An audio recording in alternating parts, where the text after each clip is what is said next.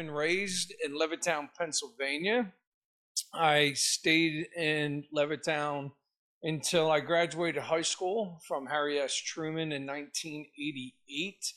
And I didn't join the Army immediately afterwards. I stayed with inside the local area, got a job working in a factory with my dad, tried my hand at air conditioning refrigeration with my uncle, had a couple other jobs throughout. Nothing really stuck, nothing really motivated me. There was nothing that I was really applying myself towards. And since I was a kid, I did have visions of joining the military.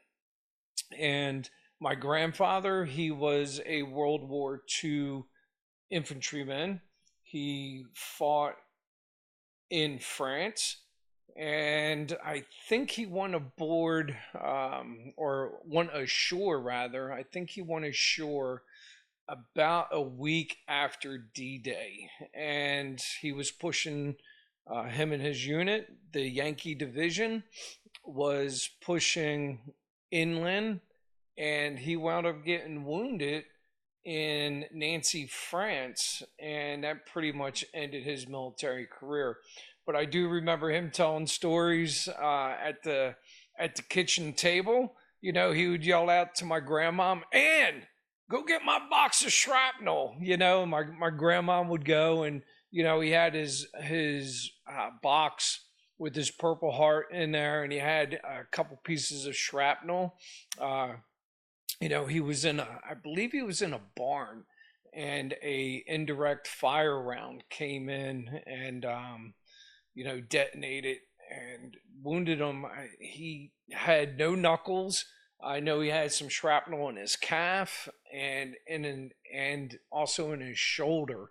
And you know, he, like I said, that pretty much finished his military career. And yeah, he went back, lived in Philadelphia, Pennsylvania, and I think over time he migrated out of Philly and wound up in Levittown in a section called Mill Creek. That's where he raised his family, my dad's side. And my mom's side, my grandfather, he also served, not during World War II. He was inside the Navy, and I think he only did about 4 years in the Navy. But I do recall him talking about it. That's how he met my grandma.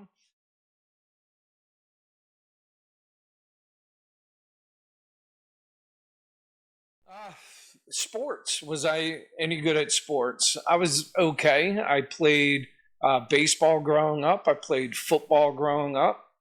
I think I was better at football than I was at baseball, and I wound up playing a lot of football, and but also wound up breaking a lot of bones. I broke my arm twice and my leg once, and I did make all stars, but you know, it wasn't like I was going to be, you know, getting any scholarships or you know, making it into the NFL or the major leagues.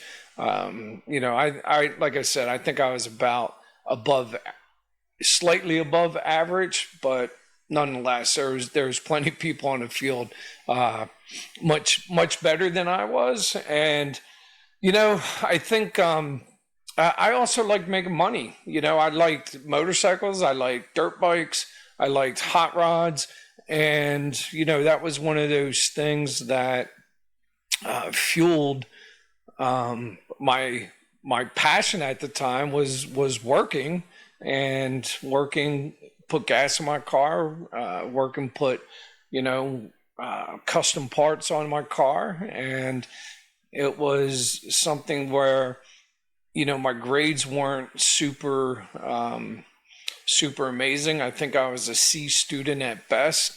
And in fact, my senior year, I wound up getting what they called co-op.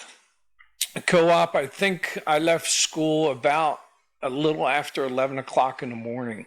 And it was one of those deals where you took just your core classes and they released you for the day, and you went and you were able to go work.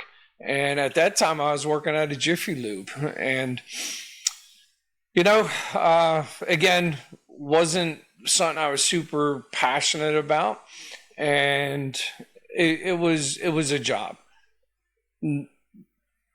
It was a job, and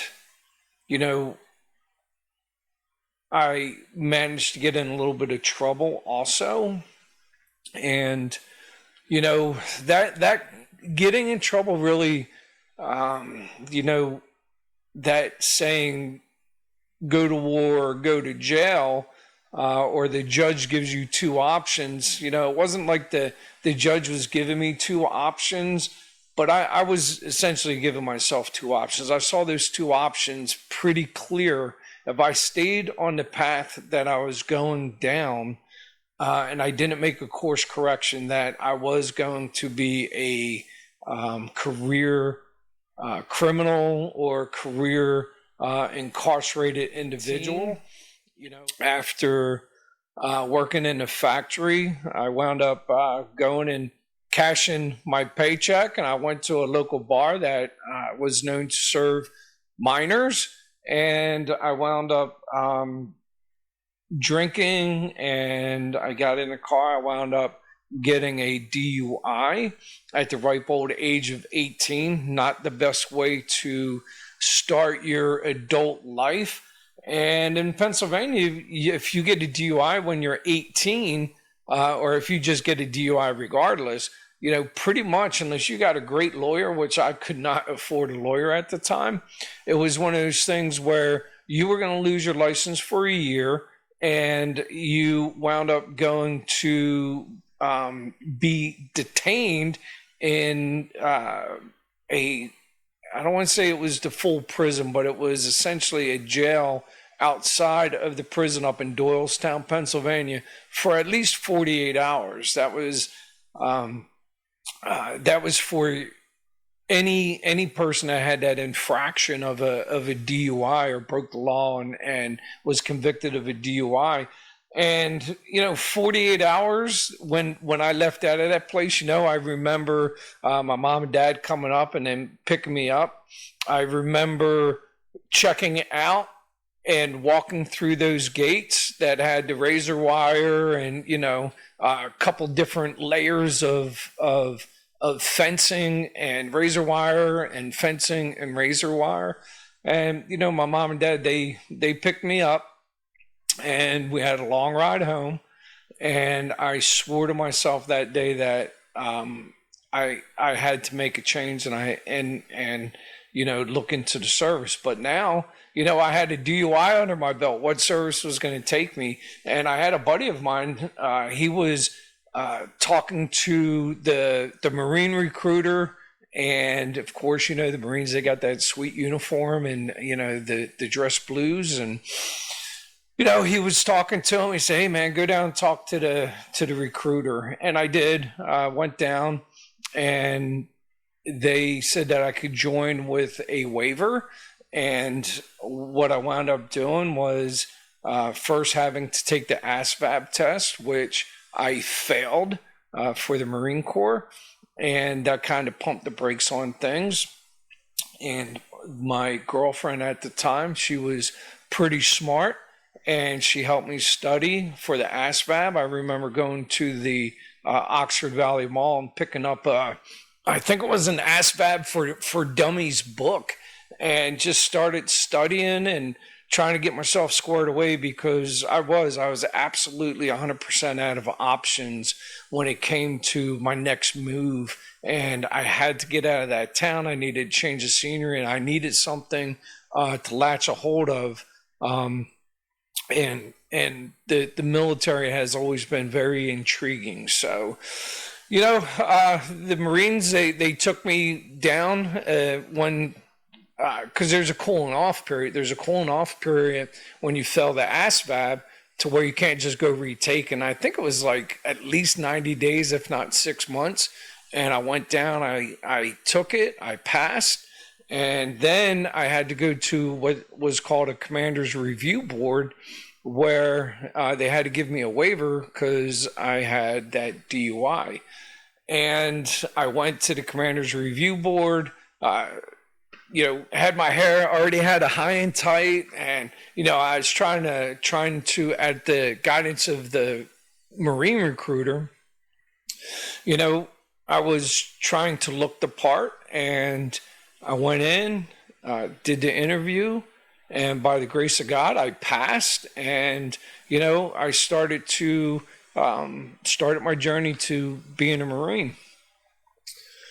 Well, when I came back to the recruiting station, I kept telling the recruiter that I wanted to be an infantryman.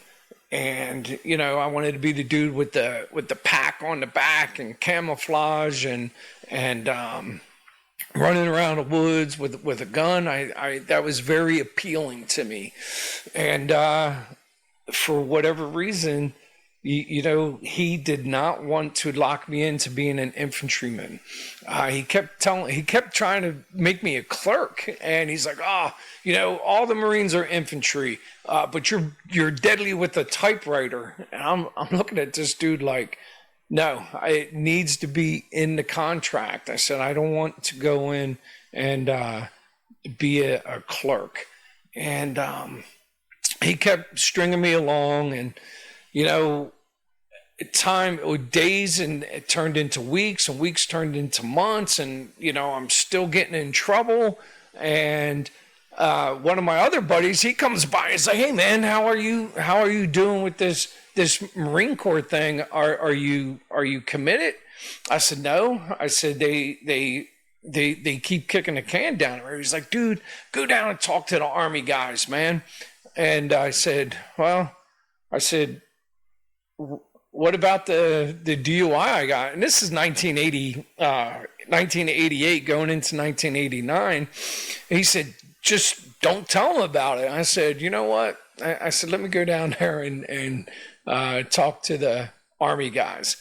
And I walked into the Army recruiter's office, and I sat down, and he said, what do you want to do? And I told him I wanted to be infantry. And he got me, man. He put the video in with men in green faces, camouflage, on a rubber boat like RB-15, paddling in the swamps of, the Georgia or wherever they were at. And I said, this is exactly what I want to do. And he said, okay, when do you want to go? I said, when can you send me? He said, we could get you in within 30 days. And, not only that, they were giving options. And I said, hey, I want to be airborne. And, he's like, well, he said, if you do the airborne, you can't get a bonus. And I kind of owed my mom and dad a little bit of money for helping me settle up with the state for all those tickets and that DUI I got, because that's pretty expensive. I do not advise that to anyone. That was an expensive day, but I opted. And my recruiter, he was an airborne ranger. He was a badass, man. And he told me, he said, look, he said, take the money now. He said, when you get to Fort Benning, the airborne school's right there. He said, just volunteer for airborne school, and chances are they'll send you right there, and you'll get your airborne wings, and then you'll go to your next unit. So that was it, man. I think within 2 weeks, I was signed, sealed, and delivered. And so a lot of my paperwork actually says United States Marine Corps, because I was like a golden gift. I was, when I walked through the door, and I already told them I took my ASVAB, I've already filled out my paperwork. And what the Army recruiter said is, hey, man, you have to go to the Marine recruiter and get all your paperwork back, to include your diploma and everything else, and bring it back to the office. And I can honestly say that was my first official military ass chewing. And when I walked into that Marine recruiter's office, and he's like, "Hey, recruit, how you doing?" I said, I'm doing okay, but I need my paperwork." He looked at me with this look and he said, "Why do you need your paperwork?" I said, "Well, I'm going to go join the Army." And he went into orbit, man. He went off. He's like, "You're going to go be an effing bullet catcher." And, you know, he just unleashed his rage on me, and I sat there and I just looked at him and answered his questions and held out my hand and said, "Can I please have my paperwork?" He did scare them. He scared me pretty good, but nonetheless, I got my paperwork, went back to the Army recruiter, gave it to him, and I want to say I was in the Army again within 2 weeks. It certainly wasn't more than 30 days. The next thing you know, I'm at Fort Benning, Georgia in October of 1989 as a 11 X-ray, and life was good, man. Life was good. So basic training was good. I didn't have any issues in basic training. You know, before I stepped off, I was working out, man. I was hitting the gym, I was doing push-ups, I was doing sit-ups, I was running. You know, I did not want to be that guy that was drawing attention. You know, you see those that scene in Full Metal Jacket where I think they called him Pile, but you know he was falling out and he was causing everybody with inside his platoon a lot of heartache. And I didn't want to be that dude. I wanted to go. I didn't want to be a standout. You know, they talk a lot about being a gray man, and I was okay with being a gray man. And you know, as I went through basic training, it was really no factor, and just had a good time, man. It was when I was going through basic training, and then I felt like I belonged. I finally felt like I was somewhere that, and doing something that connected with me. And, you know, it turned out I was actually pretty good at it. And I never really had these experiences growing up. I did hunt and fish and do a lot of amazing outdoor things growing up that I think may have helped me with my field craft, if you will, when I was in the basic training. But it was just something that just felt very natural to me. In fact, I wound up getting promoted in basic training from E1 to E2, and we were also. So Fort Benning, they call it OSUT, One Station Unit Training. So it's one of those things where when you graduate basic training, there's no change, there's no ceremony, there's no nothing. And really, next thing you know, you're in AIT, Advanced Individual Training. And what they wound up doing is assigning me as a 11 Hotel, which was a tow gunner, on a actually light infantry tow gunner on a Humvee, and I had a follow-on duty assignment to Fort Ord, California. Before we left Fort Benning to go out to California, because we wound up getting assigned to the 7th Infantry Division at Fort Ord, California, and when the drill sergeants got our orders, they pulled everyone aside to tell us that we were going to war. And at that time, Panama was popping off, and 7th ID was one of the main units that was in that fight. So it was myself and about 4 other guys they had pulled aside and say, "Hey, look, you know, you're going to Fort Ord, California, and your unit's already deployed. The chances are you're going to get to your unit and you're going to go and joined them in the fight in Panama. I never even heard of Panama. So it was something that certainly got my attention, but by the time we finished AIT and we got to Fort Ord, California, they had already redeployed and was back inside their unit. So that war didn't last too awfully long, and it's one of those things that it does help get you oriented rather quickly, though. 7th ID, that was a really cool assignment. I thought I was living a dream, man. I got to the reception station, and they have this thing called light fighter orientation. Wow, you're in the replacement center, and this is everyone. This isn't just privates. This is everyone coming into the 7th Infantry Division would go through what they called light fighter orientation. So you would do all of your in-processing. You would get your TA-50, your equipment. You would get your sleeping bag and your rucksack and your helmets. And you get all that, and they give you some SOPs. And what they would do is they would take you to the field. They would take you to the field in the replacement center. And they would teach you how to put your camouflage on. 7th ID, they had the light fighter hair, the Manchu hair, that's what I called it. But the light fighter hair was a bunch of shredded BDUs that were basically tied to strands of 550 cord on your helmet, and it would help break out the outline. But that was everybody wore the light fighter hair.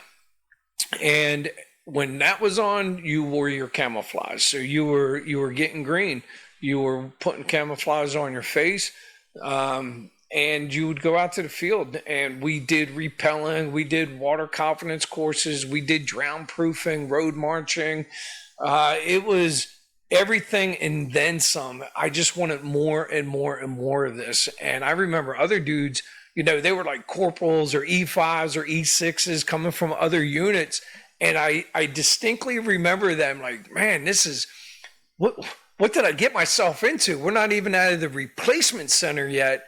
And we're already going to the field. I don't think I'm going to like this unit. And, Private Colella, he couldn't get enough of it. And I was super, super motivated. It was just something that I felt very natural at. It was exciting. And in fact, a paycheck at that time was just an added bonus.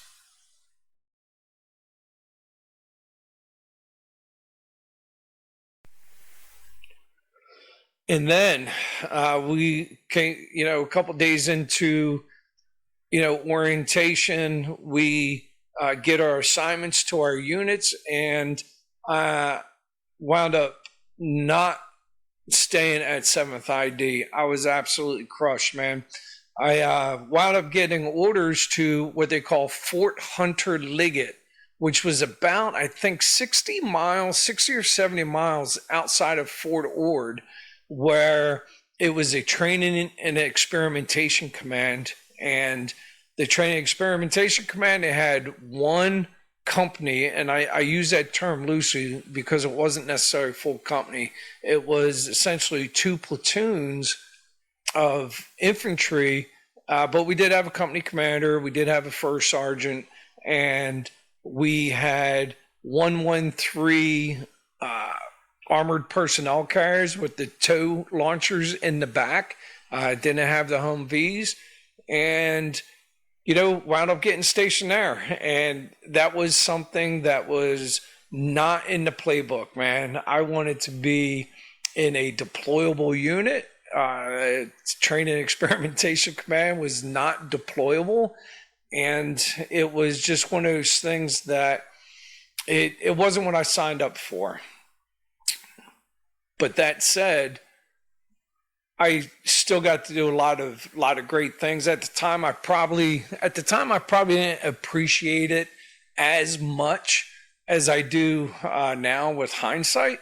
But the Training and Experimentation Command, we were out there essentially playing the Op 4 for all the things that the Army was wanting to purchase, to include the M1A2 tanks with the multiple target acquisition systems.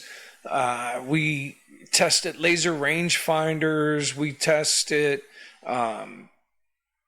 There was another program that they were running that planes would fly by and they would scan the ground and look for landmines underneath the surface, or even they were either surface layer but beneath the surface. But nonetheless, we would be out there setting those up, and it was a neat job. But again, it wasn't what I signed up to do. But the chain of command, I think, did a pretty decent job of keeping us engaged to our core tasks as infantry guys. But when Desert Storm popped off, we wound up going to the National Training Center in Southern California. And Southern California, NTC, everybody was down there was going through what they called net training, Bradley net training, new equipment training. So we wound up transitioning from 11 hotels to 11 mics. That was about I want to say we went down there for about 30 days and went through a whole train up and actually it was probably longer than 30 days, but nonetheless, we wound up doing a conversion from 11 hotels to 11 mics and became Bradley guys. And shortly after that, Bradley started showing up at Fort Hunter Liggett, and we traded in our M113 armored personnel carriers, and we upgraded to the Bradley fighting vehicles. And at that time, they were M2 basics, but they were awesome. They were really amazing vehicles. And again, when it came down to feeling something that you just felt like you were born to do, it felt like I was born to be a mechanized guy. That Bradley with the 25 millimeter cannon, the 7.62 coaxial machine gun with the tow launcher and the fire and port weapons, and that thing was pretty fast too, compared to a 113. It was a great vehicle, and when we went through that transition, I was like, okay, this is me. I'm all in on this, and that was it. That started my career trajectory with being a 11 mic mechanized infantry soldier, and fortunately, Desert Storm lasted 100 hours. So needless to say, we did not deploy as 11 mics. When we were going through that transition, there was a lot of casualties expected for Desert Storm. And we thought that we were going through this training to be replacement soldiers if this war, and I'm sure we would have been replacement soldiers if that war would have realized the casualties that were being projected versus actual. And thank God they weren't. But nonetheless, that was something that was, on the forefront of our minds, was going over there to be replacements. But obviously that didn't happen. By that time, I was a E4 promotable. I wound up going to the promotion board while at Hunter Liggett. Kind of cool story. At Hunter Liggett, I went in front of the board, and I actually failed my E5 promotion board the first time. I was not prepared. I didn't prepare myself, and I remember the sergeant major coming up afterwards, and looking over my uniform, he said, "Hey, you looked really squared away, but you really need to tighten up your shot group when it comes to your answers." And he said, "We can't pass you." He said, and these words stuck with me for the rest of my life, and I use them quite frequently to this day.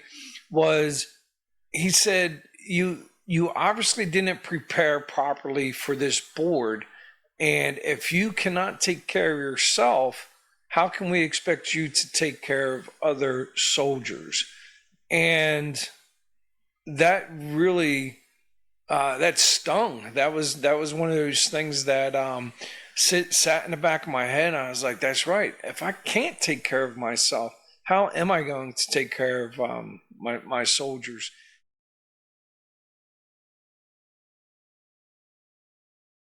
From Fort Hunter Liggett, I wound up getting orders to Korea, and um, I wound up going over to Korea. That was a 1 year unaccompanied tour, and went over there, and I was like, okay, this is my time. This is my time to shine. This was one of the real world missions that was happening. You had the North Korean threat right across the demilitarized zone, and I wound up going over there, and of course, all the soldiers that had been stationed over there previously, you know, they talked it up pretty good, and I was ready. I didn't get to realize my dream of being a light fighter, airborne infantry guy at 7th Infantry Division. I wound up going to the Training and Experimentation Command at Fort Hunter Liggett. And from there, I even migrated further away from being light infantry to mechanized, but I had found my calling. And I thought that was a pretty amazing vehicle. And, I was looking forward to getting to Korea and training hard and getting more involved with the Bradleys in a deployable unit or forward deployed unit. And I get to the replacement center at Camp Casey, Korea. They called it the Turtle Farm. And when they called it was called the Turtle Farm because essentially the in-processing building was here. It was a Quonset hut at the time. And I want to say right next door was the out-processing Quonset hut. But it takes you a year to go from one building to the other building. So that's where they called it a turtle farm.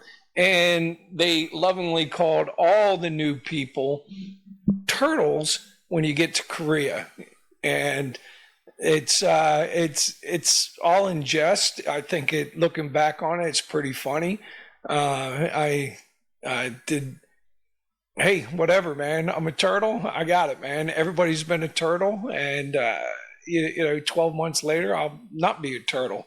But nonetheless, I got there. I got to the turtle farm, and I really did feel like I was getting ready to just do something awesome. And yet again, my dreams were shattered because the 2nd Infantry Division, 2nd Brigade headquarters was looking for some squared away people to come and work in their S3 Operations Center.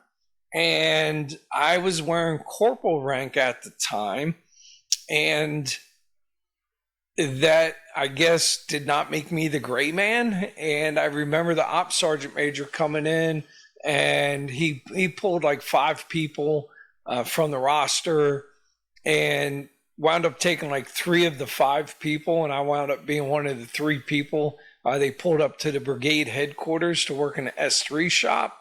So there I am, wanting to be the light fighter, now mechanized infantry warrior, and I'm driving around in a 577 personnel carrier with the S3, And I got to be honest with you, I did not like that job. It was a bunch of paperwork. It was a bunch of setting up and breaking down. And in Korea, you go and do 30-day training exercises. There's an exercise called Team Spirit, where you did training with multiple United States units and the ROK Army, Republic of Korea Army. And that was one of those things where you'd be out there setting up, in a S3, you would have like 6 of these tracked vehicles parked side by side. You'd put these big tents out the back. You would have generators and light sets and map boards. And we had this thing called the Maneuver Control System, or the MCS. It was actually, funny enough though, man, the MCS was kind of like the internet for the Army back in the early 90s. So this was 1992, 1993. I was deployed in Korea. And I remember typing messages, and we would send situation reports and different battle updates via this maneuver control system. But it was really like the internet before the internet was happening, which I thought was kind of cool at the time, because it was essentially like sending emails or texting, and over the radio waves of the Singar's radios. Well, at the time, I did get to compete and try for the expert infantryman's badge yet again. So the infantry badge, the expert infantryman's badge, is something where there's, I think, like, I don't know, 30 tasks between land navigation, day and night, PT test and shooting, and a bunch of different infantry skills that you have to do absolutely perfect, in sync, without a flaw. And if you're able to go through this, you get awarded the expert infantryman's badge, which is a musket rifle that you wear over your heart. And it's one of those things that not everybody gets it, but it is something that really helps differentiate you and separate you from the pack. And this is the second time I went for it, and the second time I failed. And to be continued on that. So Korea came and went. So did my marriage. Wound up getting divorced at the ripe old age of 21. And from Korea, I wound up going to the 24th Infantry Division at Fort Stewart, Georgia. That was a pretty awesome assignment, and that started to propel my career in the direction I wanted to go. I didn't get those odd jobs of training experimentation command or working in the brigade headquarters. I was actually in a line unit doing infantry stuff.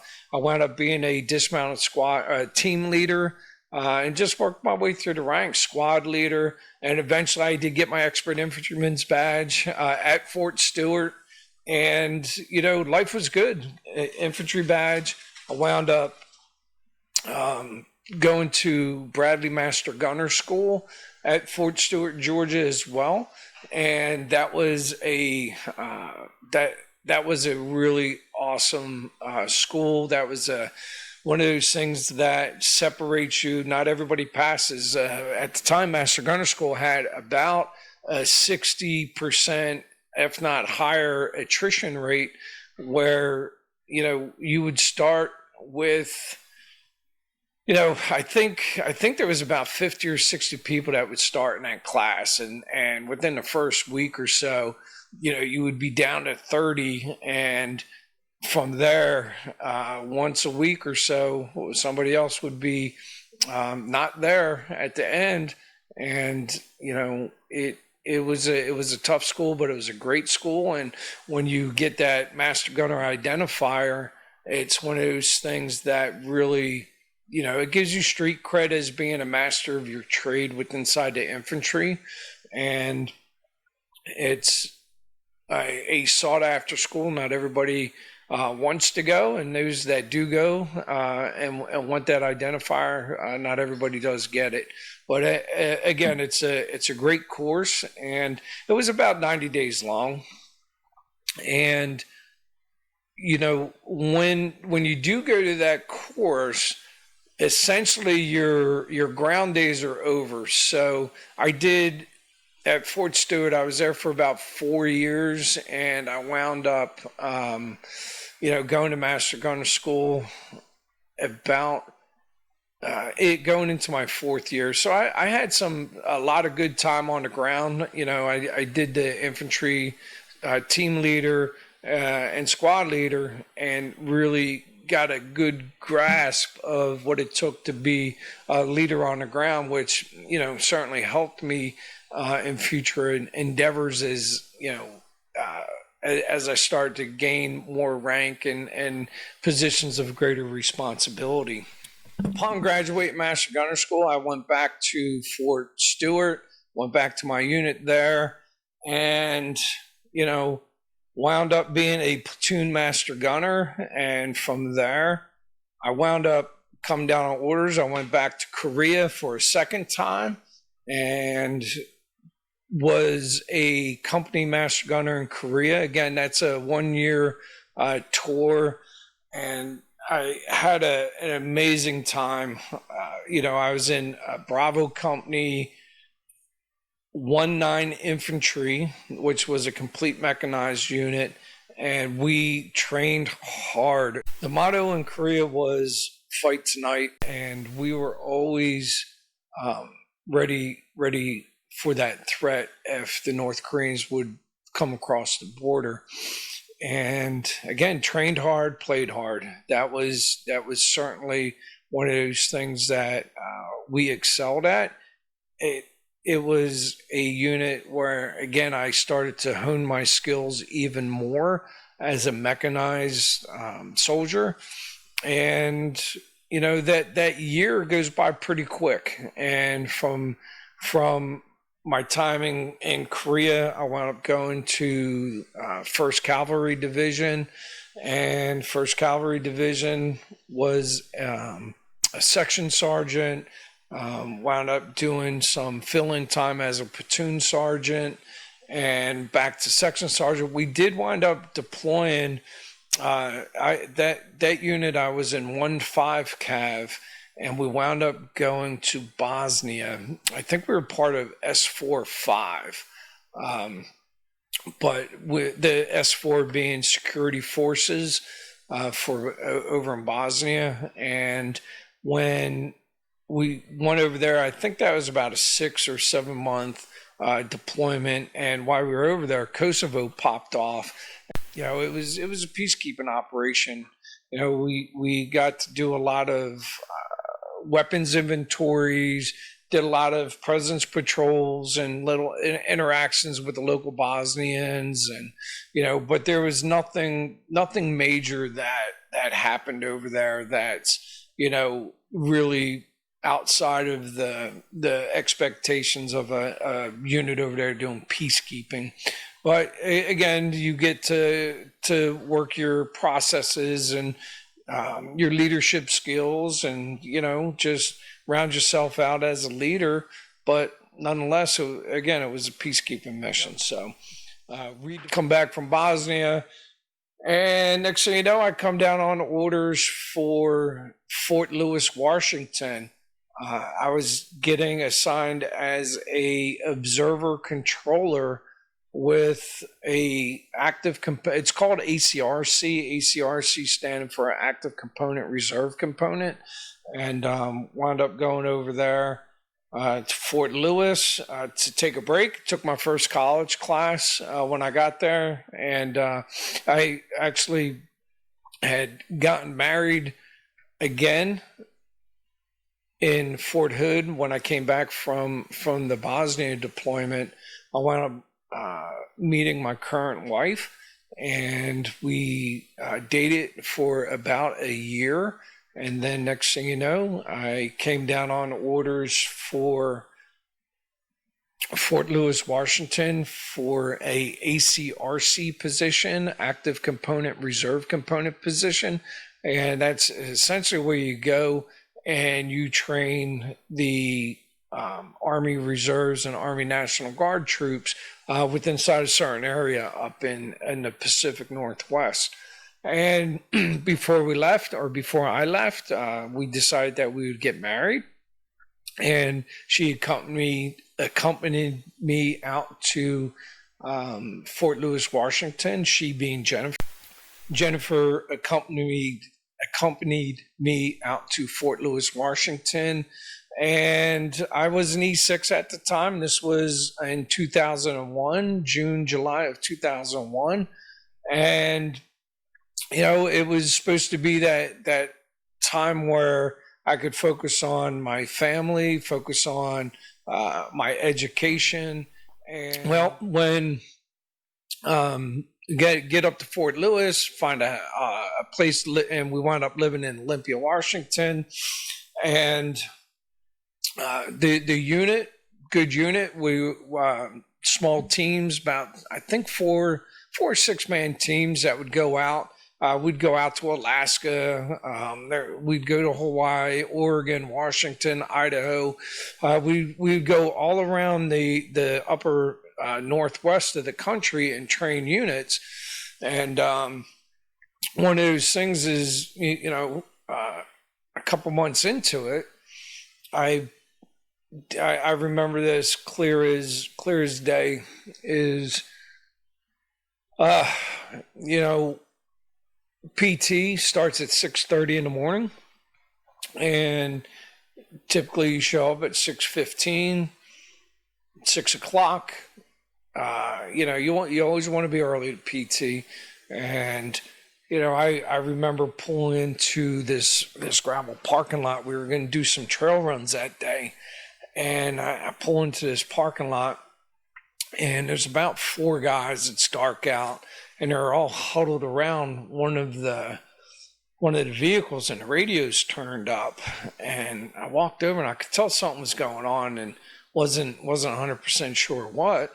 And I walk up.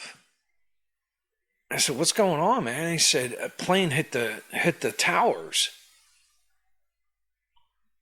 I said, "What towers?" They said, "The World Trade Center towers." And I was like, okay.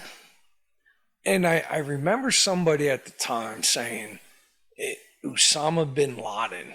And that was the first time I've ever heard that name. And I just got to be honest with you. I knew of the Twin Towers. I didn't really know the significance of that.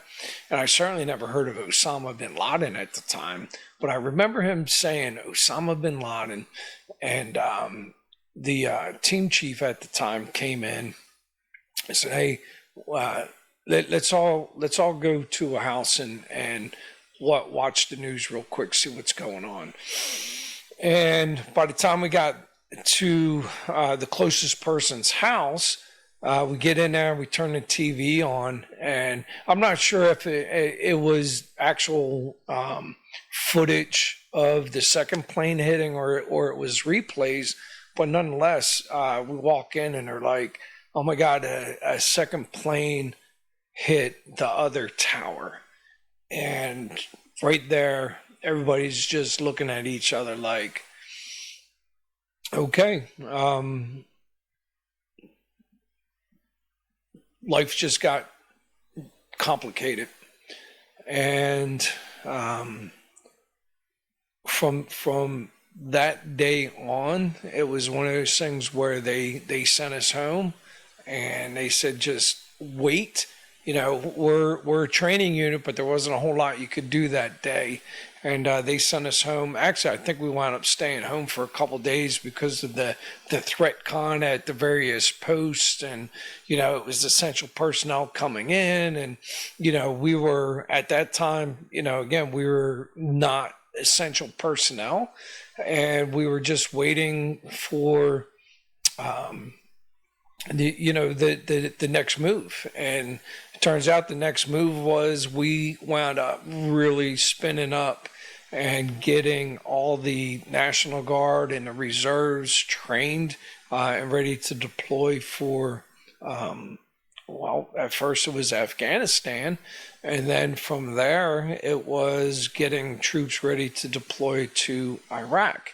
And, you know, up to this point, I missed Panama, went to 7th ID,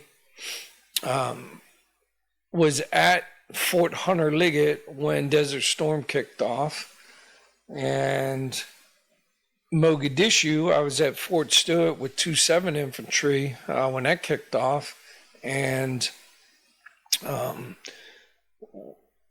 didn't participate in that. You know, and here I am, Afghanistan's popping off, and I'm at Fort Lewis training National Guard troops and reserve troops to deploy. And I'm active duty infantry, mechanized master gunner, just made the E7 list, as a matter of fact, and the war's going on without me. And you know, it was tough, man. It was one of those things where you're trying to stay motivated. Nobody necessarily wants to go to war, but here's the deal, man. As a dude, at least I felt like it was one of those opportunities to sit there and, you know, you want to be tested. You don't go to football practice every single day and suit up to sit on the sidelines. You want to be in the game. If other people are in the game, you want to be in the game. And, you know, here I am, you know, not saying that the National Guard troops and the reserve troops don't deserve training, because they absolutely 100% do. But, you know, as an active duty soldier, and me not having that opportunity to get in the fight yet again was a pretty tough pill to swallow. My wife is now pregnant with our daughter, and it's one of those things where you don't necessarily want to leave your wife while she's pregnant, but at the same time, when your country's at war and you're in the army, it's like one of those things where that sense of duty is there, you know. And I was trying, especially now as a E7,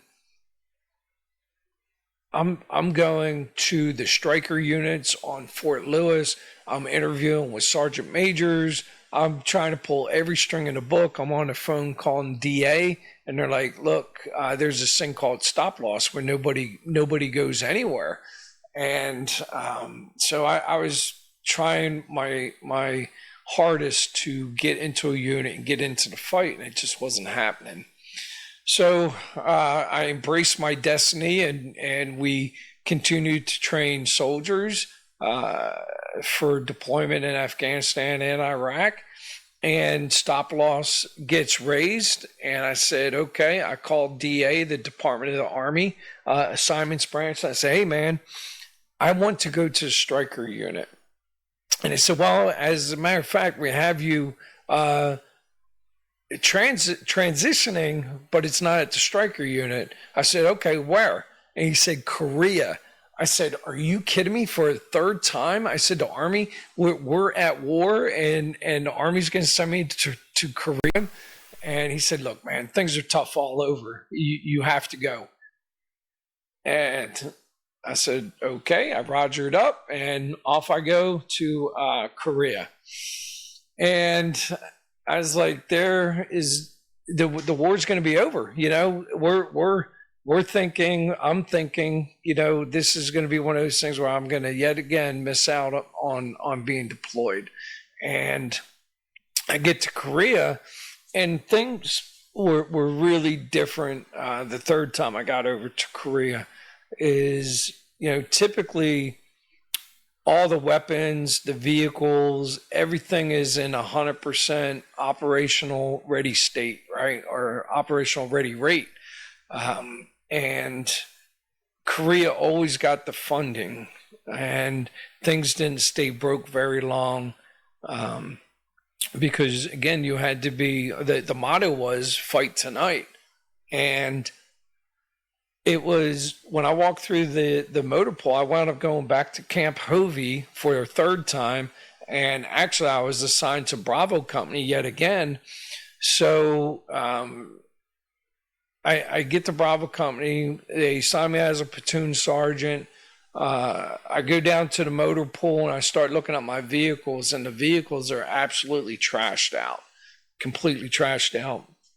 And I'm like, what's going on with this? And I said, we can't get parts. And I go to the arms room, and there's I'm looking at all these tags when the weapons don't work. You know, they put these shoe tags on the weapons. And I was like, what's up with all the deadline weapons? And they're like, can't get parts. I said, okay, interesting.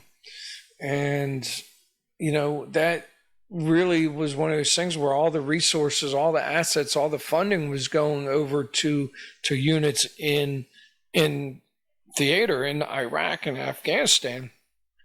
Korea was not the priority at the time, and it was one of those tough things too, where again you have a country at war, and we're over in Korea training to fight the North Koreans. But, you know, in one hand, they're telling us, hey, this is an important mission. You got to be ready to fight tonight and ready to repel the Mongolian horde if it comes across the DMZ. But at the same time, our weapons are broke. You know, there's shoe tag after shoe tag or deadline weapon after deadline weapon. And the vehicles were not getting the parts to fix them. So it was one of those, that was a tough pill to swallow, man. And as a leader, you're sitting there trying to tell and keep people's motivation up and say, hey, we have to be ready.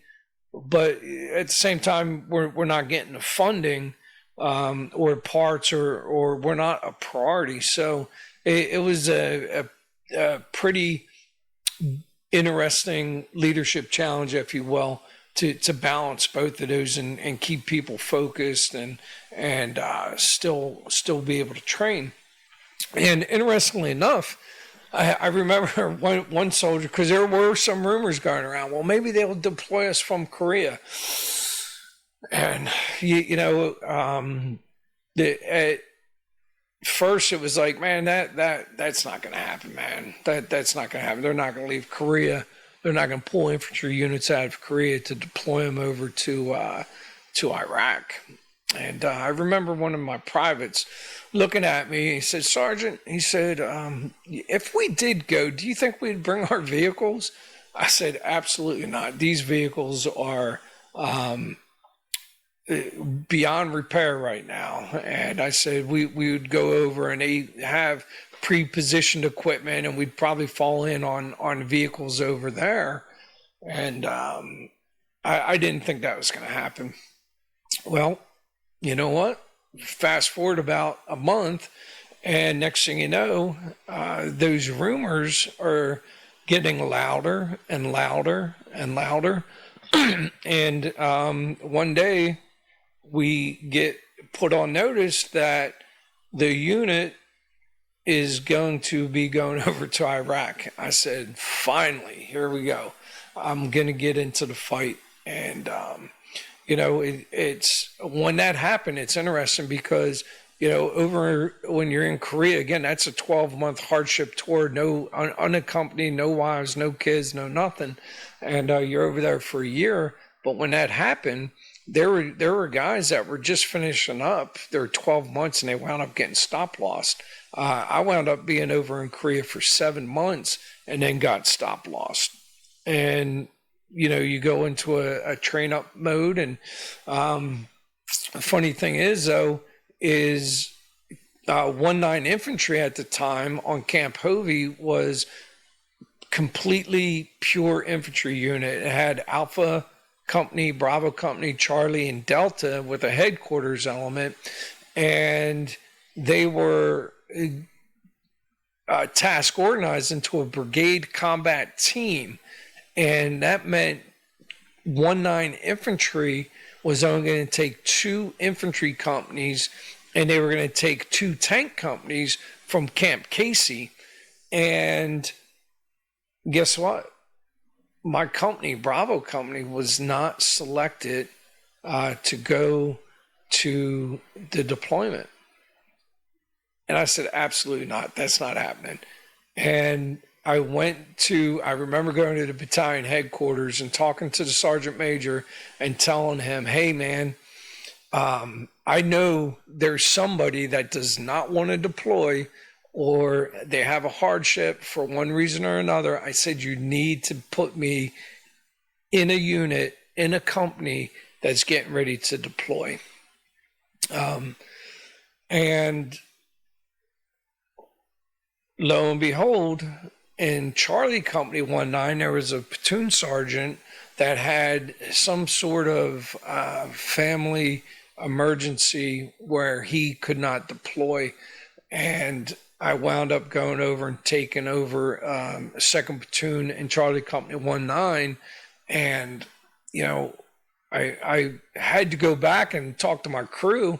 And both of my guys, Sergeant Eberhard and Private Davis, they both, because we had to be a certified qualified crew for the Bradley, we wound up, they wound up following me over to Charlie Company, and was part of my crew for that deployment as the platoon sergeant for 2nd Platoon, Charlie Company. And we immediately go into a train-up phase, and we go out to the ranges, and we are essentially, we left the Bradleys in the motor pool, and we got out to the ranges, and we were just focusing on shooting, moving, and communicating. We did, all sorts of different training that essentially earlier we didn't have the ammo for, or we didn't have the weapons for, because they were broke. But all of a sudden, we started getting assets. We started getting resources. In fact, we wound up getting more ammo, and we did an awful lot of shooting. And we just focused on the dismounted fight portion and the vehicles. We eventually did wind up.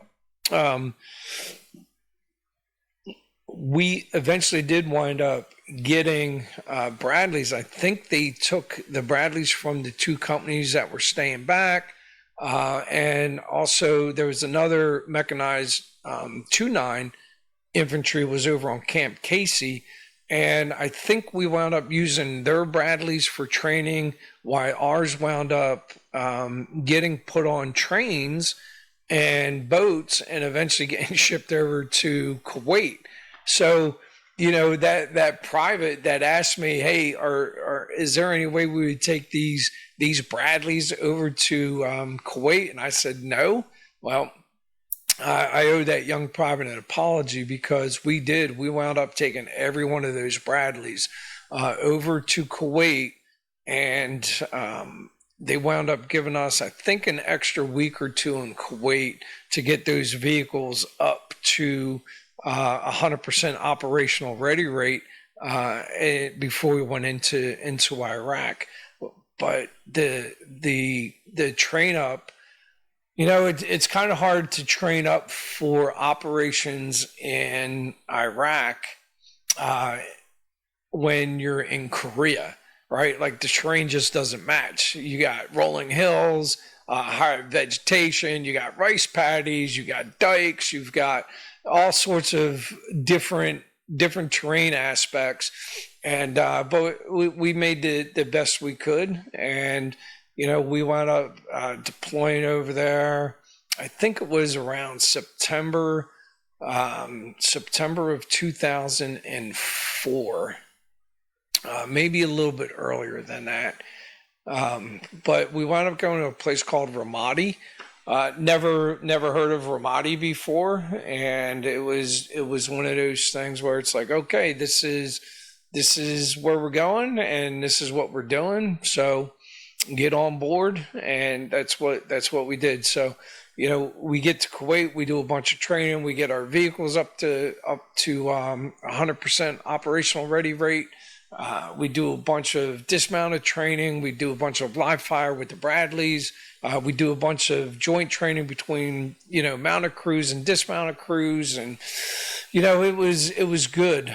We were definitely doing the things that we needed to be doing. We felt 100% ready to go when we got the word that we were moving across the berm and going into Iraq. We loaded our vehicles up. And some people flew in, and other people wound up trucking in with the vehicles. And we wound up getting into Ramadi, and it was definitely a high adventure. 2004, we wound up. I think we ripped out or did a relief in place with the 1st Infantry Division, if I'm not mistaken. Within the first couple weeks, I'd say, before we officially transitioned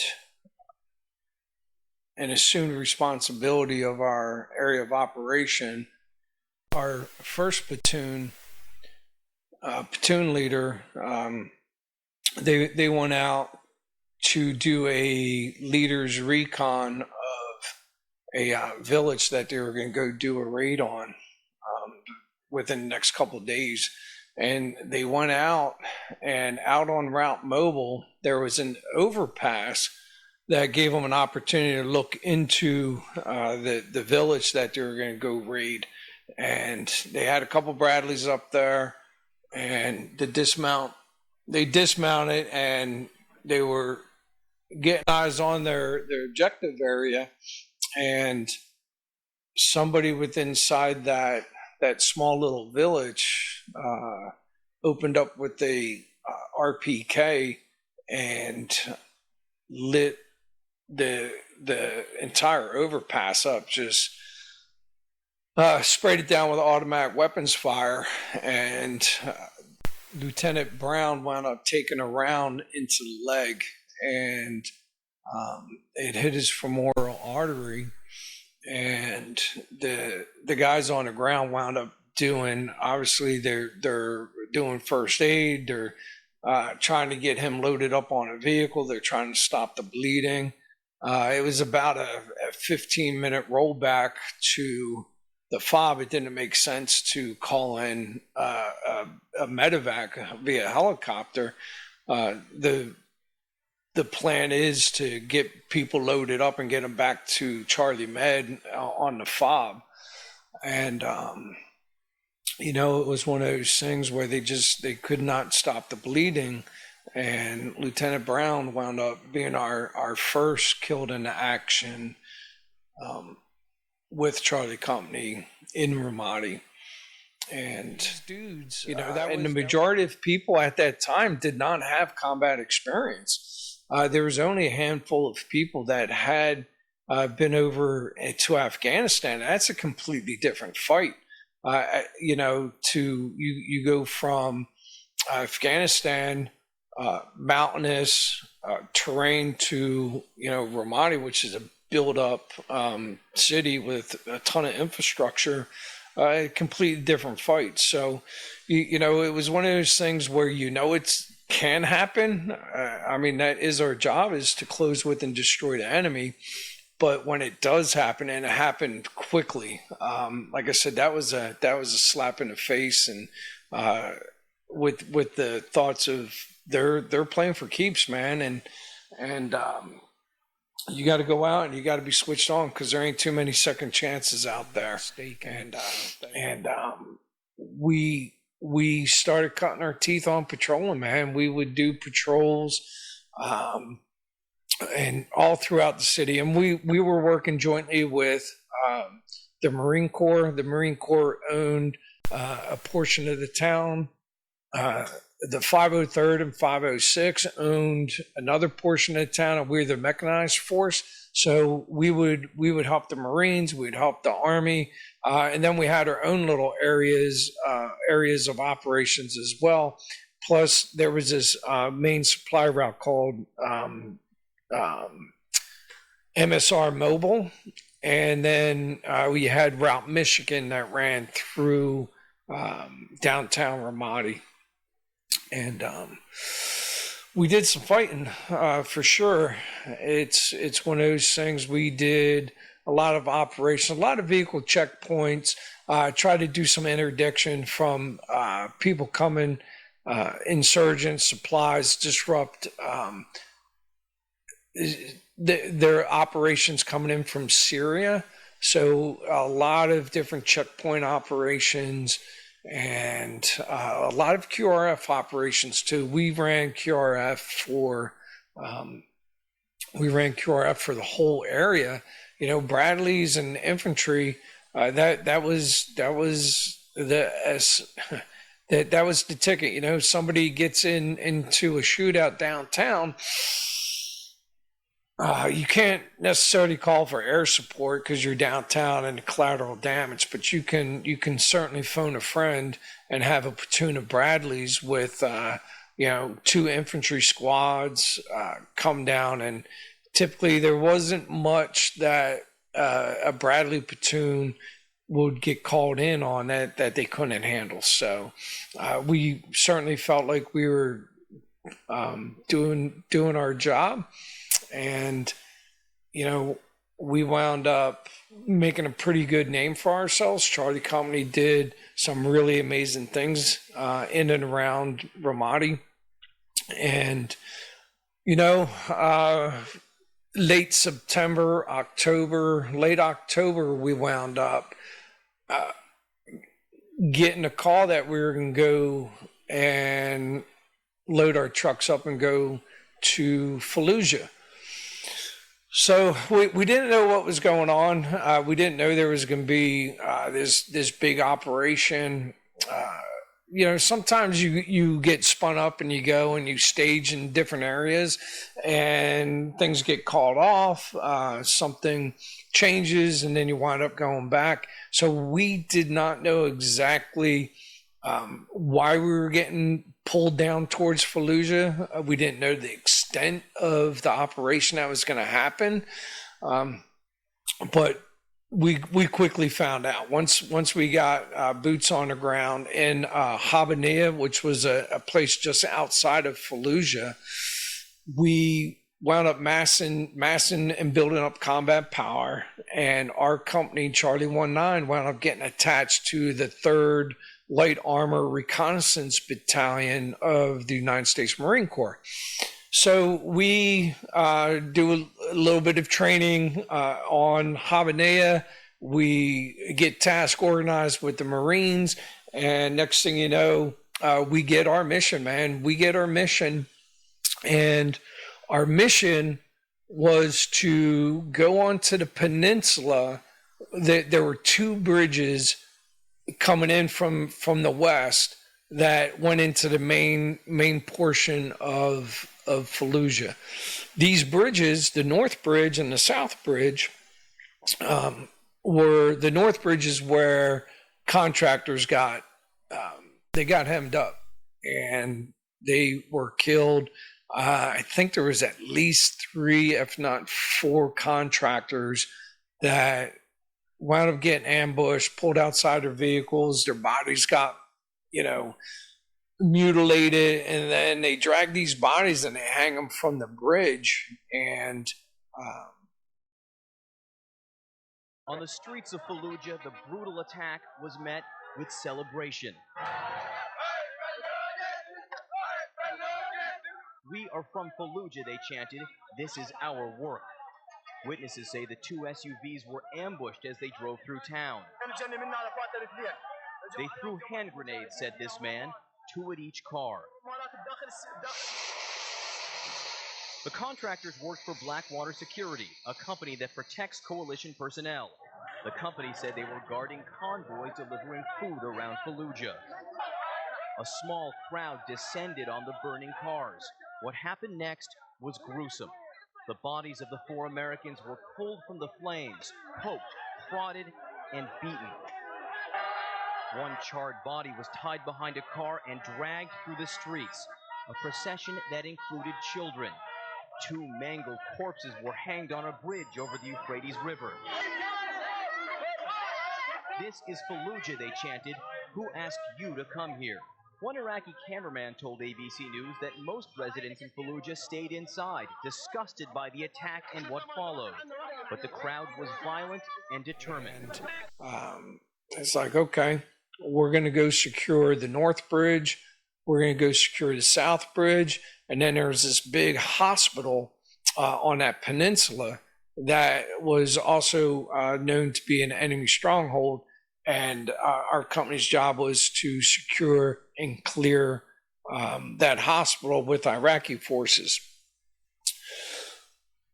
And so this is happening a day before the main effort. So all the other forces are massed to the north and west of the town. And I think they had some blocking positions on the south side of the town. But we were like the main attraction 24 hours in advance of the main effort coming in. And one was, I think it was more of kind of like a feint where they didn't know that we weren't coming over those bridges. So what wound up happening is our company wound up being the spearhead that outside the special operation forces that were already operating in and around, we were the spearhead. We were the tip of that spear for Operation Phantom Fury in November of 2004. And we had 2 tanks attached to my platoon, and my platoon was the lead element. So we had 2 tanks and 4 Bradleys. And within inside that, we also had a Marine Corps scout sniper team attached to us as well, that we were to at least help get put into place and be their local security. And, you know, I think it was November 7th, we left the camp in Habaniya area, and we started convoying. It was dark 30 in the morning. I think it was 1, 2 o'clock in the morning, and the tanks were in the lead, and then my platoon, and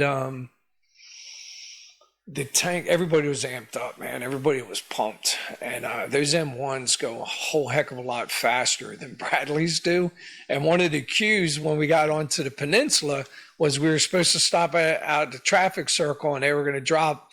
I want to say they were going to drop a JDAM on the hospital and or around the hospital, and that was kind of like our cue to get busy.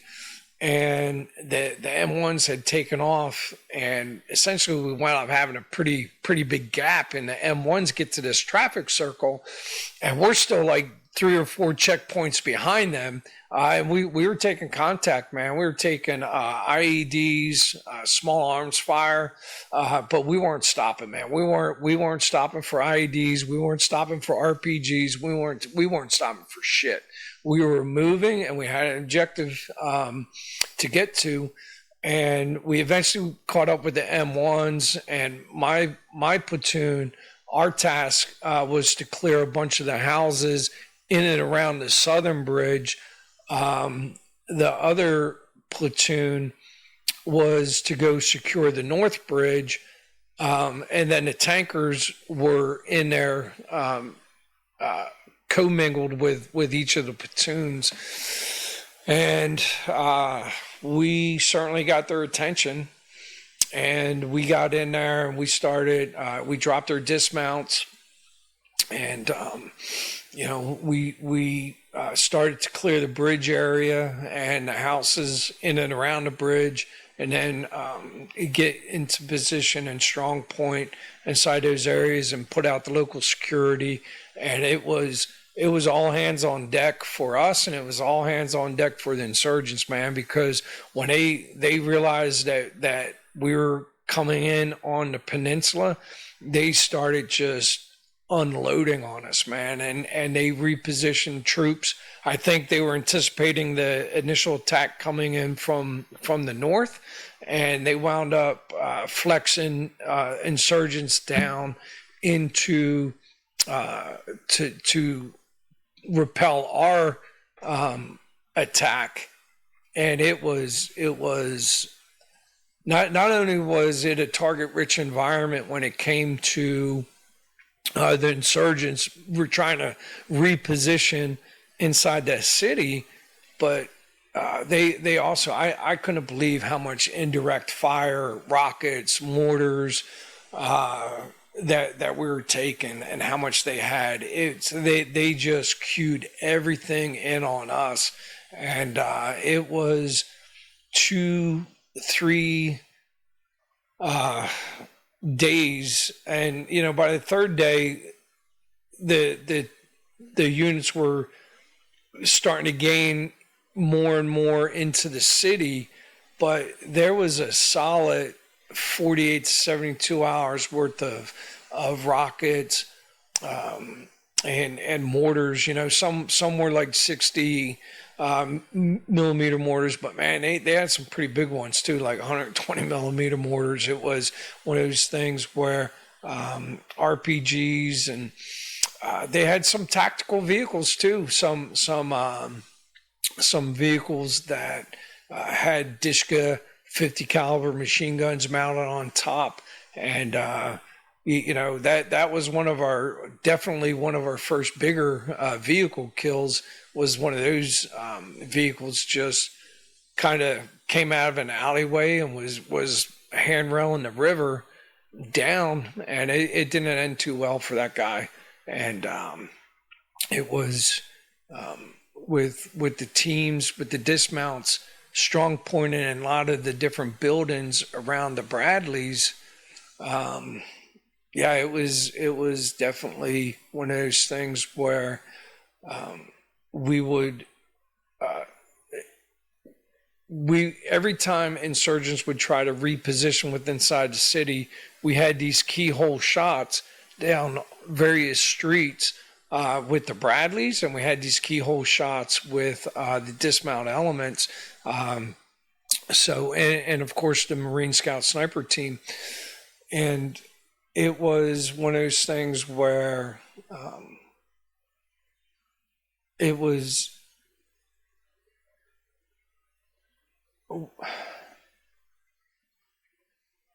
Yeah, we definitely put the hurting on the enemy.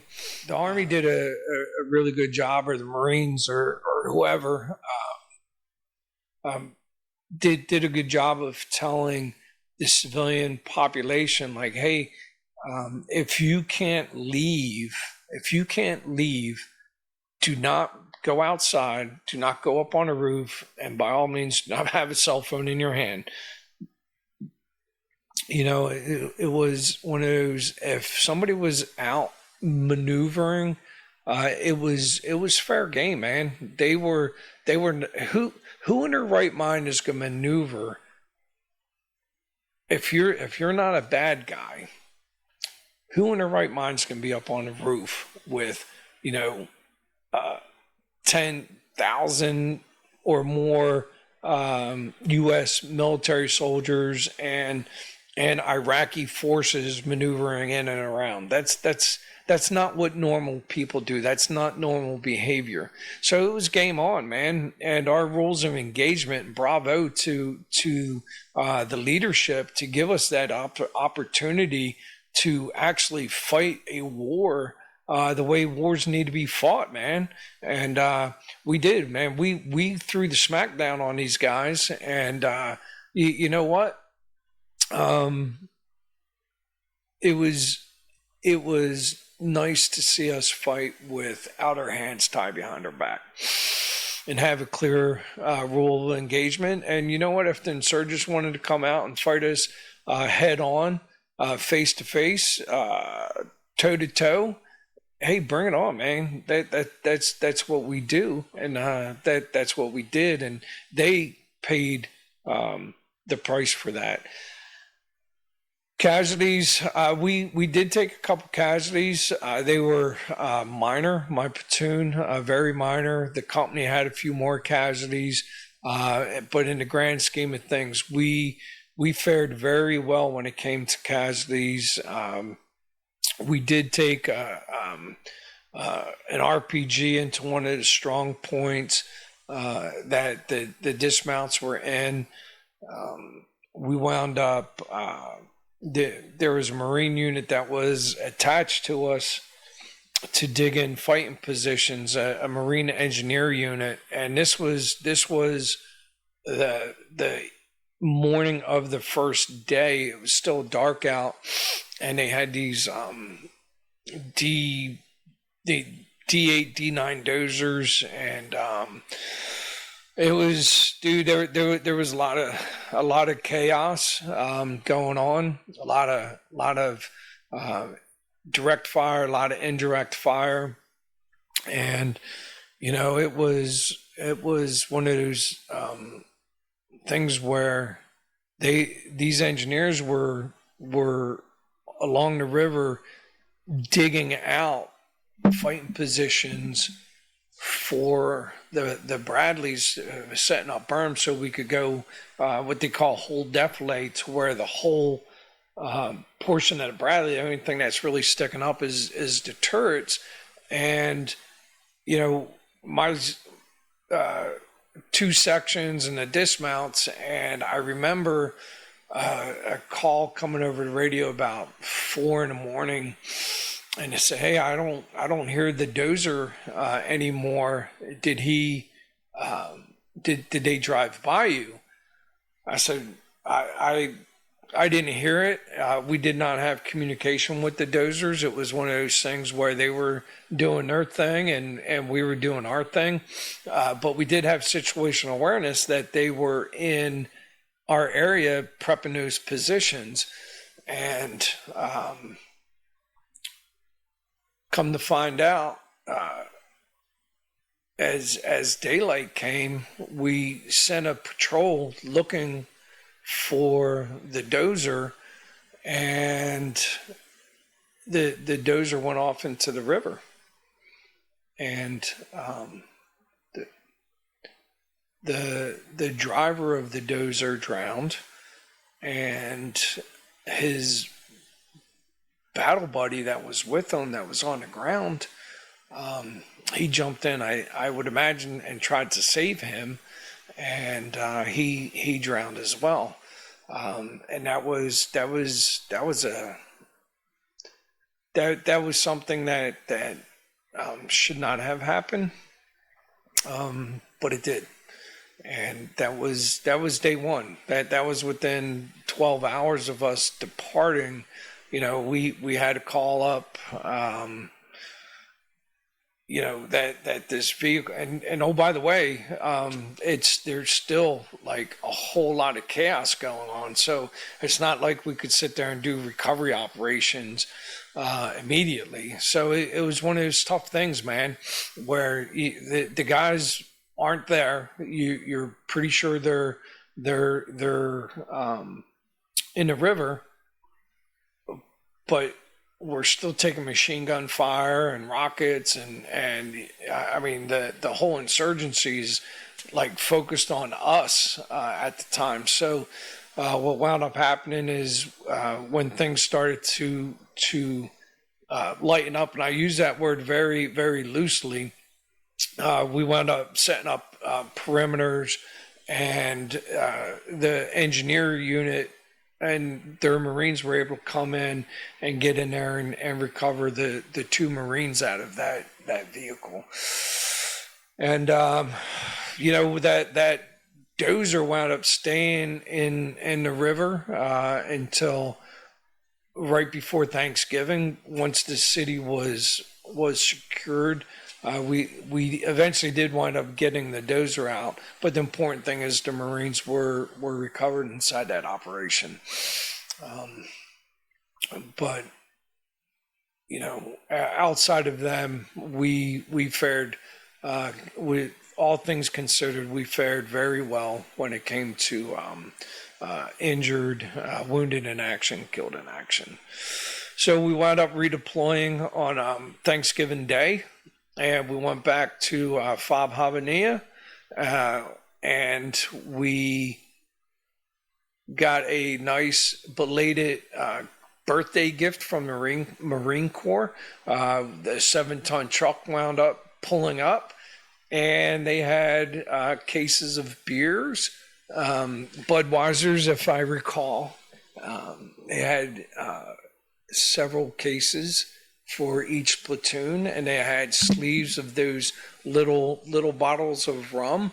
They said it was some sort of Marine Corps tradition to have two beers and a shot, and it was nice. It was something that was that was probably one of the best beers I ever had, and it was a nice gesture from the Marine Corps after a pretty hard fight inside the city, and we came out of it. We came out of it on top for sure, and we wound up going back to Ramadi and jumping into operations. So enemy tactics, the enemy tactics at that time, IEDs were certainly a huge threat. I'd say IEDs were probably our number one threat. Our number two threat was precision small arms fire, and then RPGs and small arms fire in general. And when I say precision, I don't want to give these guys credit of saying that they're snipers, because there's a lot that goes into being a sniper. But there were some marksmen out there that could certainly be precise at certain ranges, and that started to take a toll on people as well. And the IEDs, they started to refine our IEDs quite a bit. First, they were remote controlled, whether it was a cell phone that was a detonator where they would call the number and it would activate the IED, or some other sort of remote device. And then it slowly went to command det, because we had counter devices, counter IED devices, counter remote control IED, where it would jam the cell phone signal. And then they started switching to command det, where it was, a battery, anywhere from a battery and two wires that they put on a positive and negative terminal, to switches, to pressure plates, and so the pressure plates are if you drove over or you stepped on something that would complete the circuit and IEDs would go off. So there was a multitude of ways that the insurgents had to kill Americans, and we had to sit there and keep up with their techniques, tactics, and procedures, just like they kept up with our techniques, tactics, and procedures. And again, small arms fire, RPGs, that was also a pretty big threat. The interesting thing with the IEDs is the deep buried started just starting to get put into practice, where instead of them sitting on the side of the roadside bomb, these were deep buried IEDs, where they would bury them underneath the surface, to where they would blow up underneath the vehicles, which obviously isn't the strongest point of the vehicle, which started taking out Bradleys. And we definitely had our fair share of IEDs over there. There was no IED protocols like nowadays. Somebody gets hit with an IED, from my understanding, that you go to the aid station, you get assessed for concussions. Then it was just, you get hit with an IED, and if your vehicle's still rolling and you're still mission capable, you just keep rolling with it. There was no real protocols for the IEDs, but you lose track after a while of how many IEDs that you've been hit with, how many RPGs you've been hit with. The closest I've come to getting killed was a RPG. Hit my Bradley. We were on an operation in downtown Ramadi. 503rd, 1st to 503rd with 2nd Infantry Division was mixing it up with the insurgents downtown. And we were out on, initially we were on a blocking position for that operation, but things started going south really quick. The 503rd took a couple wounded in action, couple killed in action, couple up-armored Humvees destroyed, in the streets burning, and they pulled us off the blocking positions and brought us in as essentially the QRF. And as we were rolling through, they put us right in the middle of this traffic circle. I'll never forget it. It's like we're driving into that area, and we're quite a few blocks away, probably about 6 blocks away.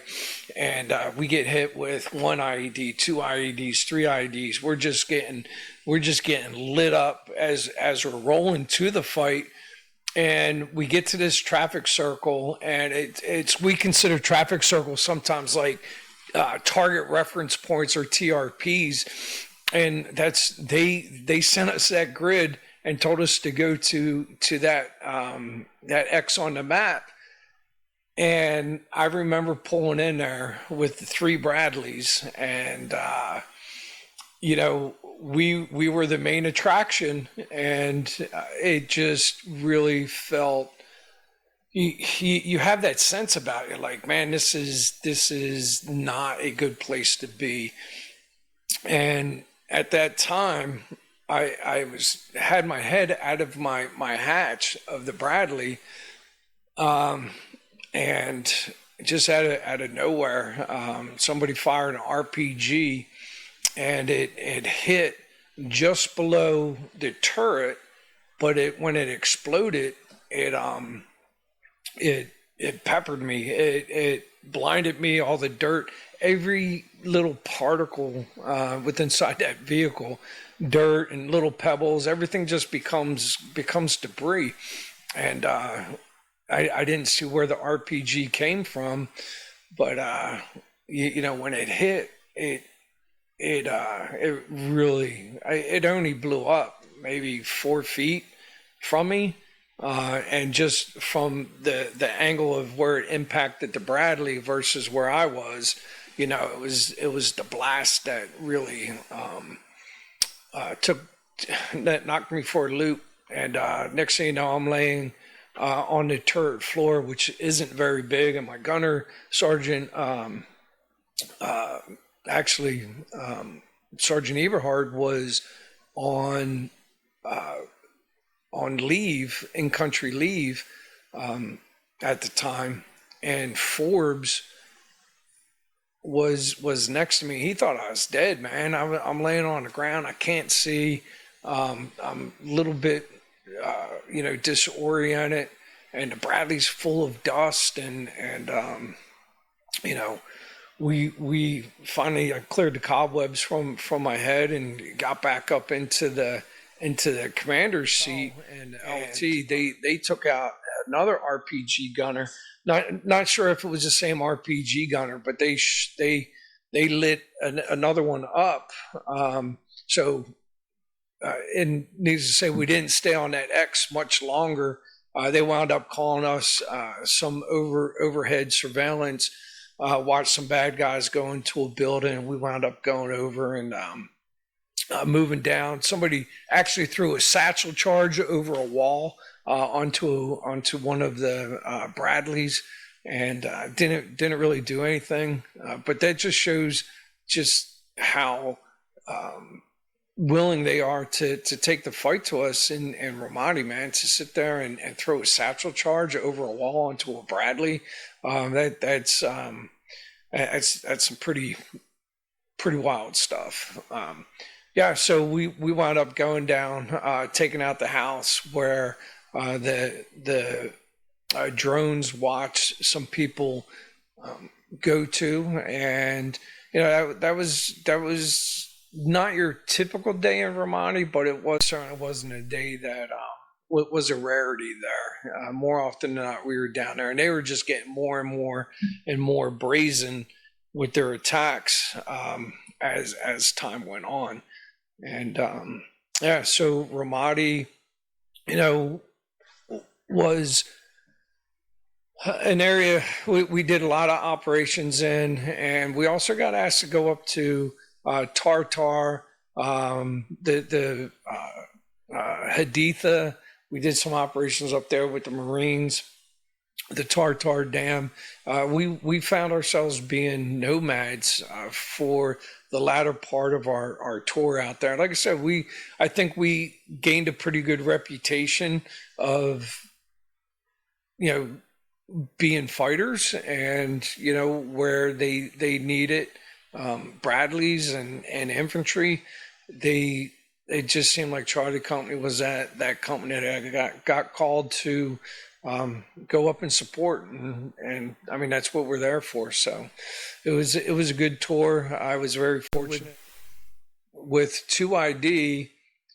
When we redeployed, we did not go back to Korea. One of the things for the longest time, we had no idea where we were going to redeploy back to. And I think a couple months before our tour was up in Iraq, they told us that we were going back to Fort Carson. And so as a brigade combat team, we redeployed back to Fort Carson, and I had follow-on orders to go to Fort Hood. I had an option to stay at Carson, but my wife and daughter were already at Fort Hood. So I just opted to out-process Fort Carson as quick as I could and go to Fort Hood and, spend time with my family and try to reintegrate back into a garrison environment. Reintegrating back into a garrison environment did not go off as planned. So I get back to Fort Hood.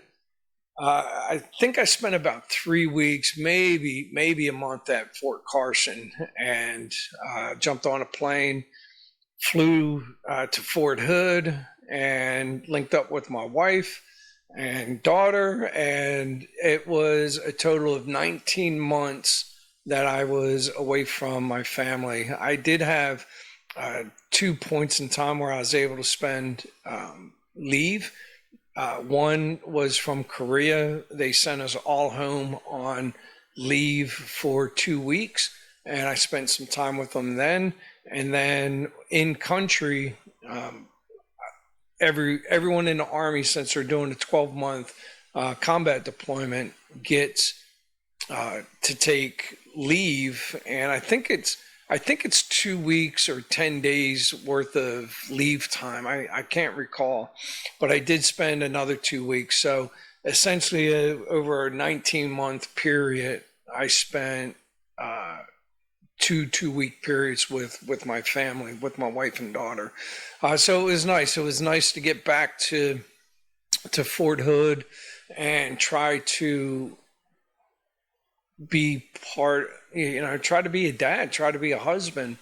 And that didn't really happen, because essentially as soon as I got to Fort Hood, it was one of those, hey, we're getting spun up and we're going to deploy to Iraq in September, October timeframe of 2006.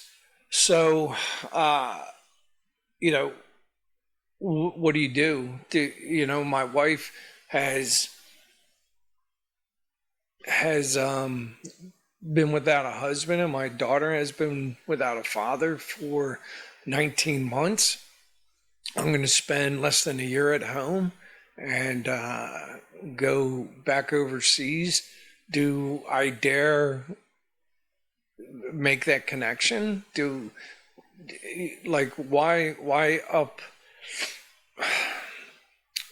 Why upset their routines just to go away again? And, even when you're home for that 10, 11 months, even 12 months, it's not like you're home because you're doing pre-deployment training. You're spinning up to go for another deployment. So there's gunneries that you got to go do. There's live fire exercises, qualifications. There's training every single week, every single month, there's local training. There's training at the national training centers, joint readiness training centers. So even when you're home, you're not really home. And it was just one of those things where, you know, you're already trying to process one deployment, and now you have yet another deployment that's looming off in the distance, and you never really have that opportunity to really let your guard down. And I think that's the same thing with the wives and the kids. Like, everybody sees this deployment looming off in the distance. It's like, okay, let's not get too attached. Daddy's going to leave again, and that's what happened. I was the brigade master gunner when I arrived at Fort Hood. Shortly after, I wound up coming out on the E8 promotable list, and they did not have a company first sergeant position or E8 position available for me at the time. So, and they needed a master gunner. So I wound up sitting in the master gunner position and helping the unit get trained up and go through the various gunneries and pre-deployment training, and with the understanding that when we got into when we got into Kuwait, that I would take over Bravo Company 112. That was part of 3rd Brigade, and that's what I did. So I wound up myself and Battle Captain Mark Austin wound up deploying early because we didn't really have a area to deploy to. Like when I left, when the unit went from Korea to Kuwait, we knew that we were going to Ramadi. This time we did not have that solid location that we were going to. It was one of those, we're going to go into Kuwait, we're going to be put into a hold pattern there, we're going to be I think they used the word the theater reserve, where they were going to hold us in Kuwait, and when something flared up, that they would send us to that hot spot. There was actually talk, and I just found this out not too long ago, that there was actually talk that they were going to draw forces down. That's why they weren't in a big hurry to commit us into a specific area inside theater. So the plan was to go over and do a bunch of training and just kind of be in a hold pattern. So myself and Mark Austin and a couple other people from the S3 shop left, flew over to Kuwait to be the advance party. And that was September 11th to September 11th, 06. We flew out, got over there, and we just got to work, man. Setting up ranges, getting resources, getting the lay of the land, figuring things out, and getting everything set for when the brigade came in. And that didn't last long. So we wound up, I think within the first couple of weeks of getting there, is we were told we were going to Baqubah. Never heard of Baqubah. And that was one of those things that I was like, well, it's not Ramadi, and Ramadi was a pretty hot area at the time. And I was just like, okay, well, we'll see what Baqubah has in store for us. I do know that Zakawi was killed up there or around there, just outside the main city, declared Baqubah to be the new Islamic State capital, declared the caliphate for that to be the ground zero. And that's about all I knew about it. And we eventually made it into sector. We took C-17s into Balad, and from Balad, we took Chinooks to Warhorse, and we got to Warhorse, and it was game on. So getting task organized, as soon as we landed at 5 Warhorse, we wound up giving one of our platoons to our Delta Company being a tank company, and in return, we wound up getting a platoon of M1 tanks. M1 tanks, pretty amazing vehicle, pretty amazing soldiers.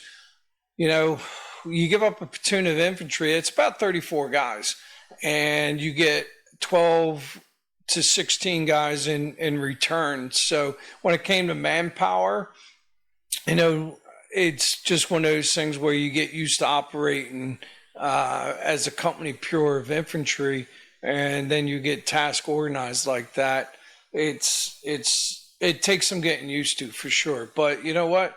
We wound up taking one of our squads and augmenting the tank platoon, so they had some infantry expertise, because really at the time the unit that we relieved in place, they weren't really doing major combat operations.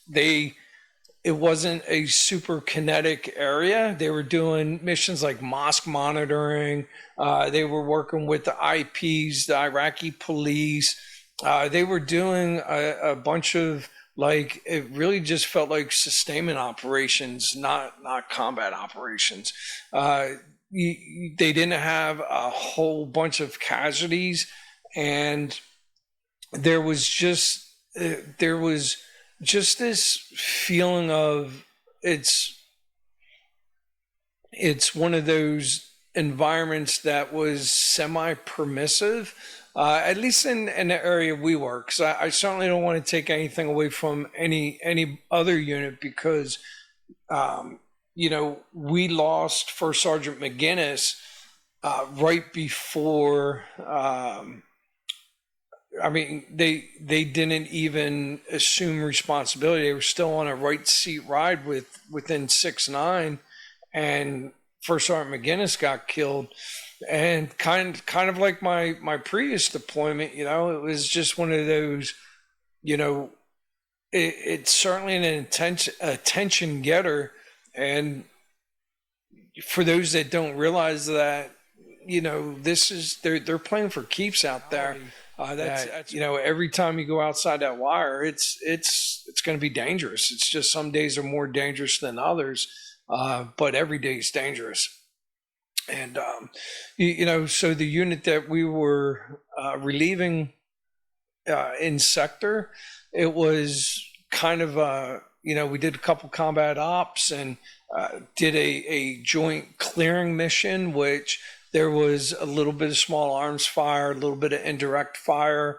It was a joint operation with some of the Iraqi police and Iraqi military, but it was nothing. It was nothing significant, and we wound up eventually taking over the area of responsibility, and the unit left, and we just started doing operations. We started doing patrols.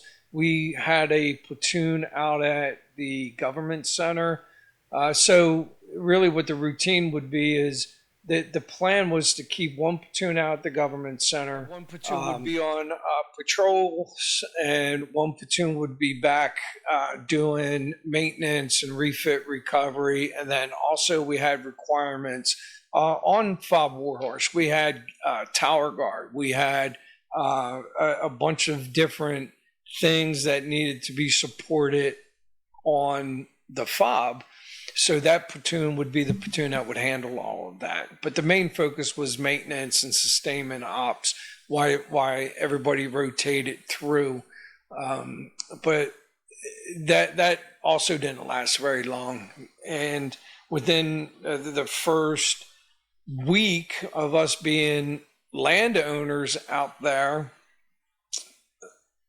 the government center, you know, we had 3rd Platoon out there with Sergeant Reynolds and Lieutenant Ebarb, and the platoon was essentially the security force for the government center. They lived out there, and they had some Iraqi counterparts, and it was just one of those key infrastructures that required some military personnel out there, and that was part of our responsibility.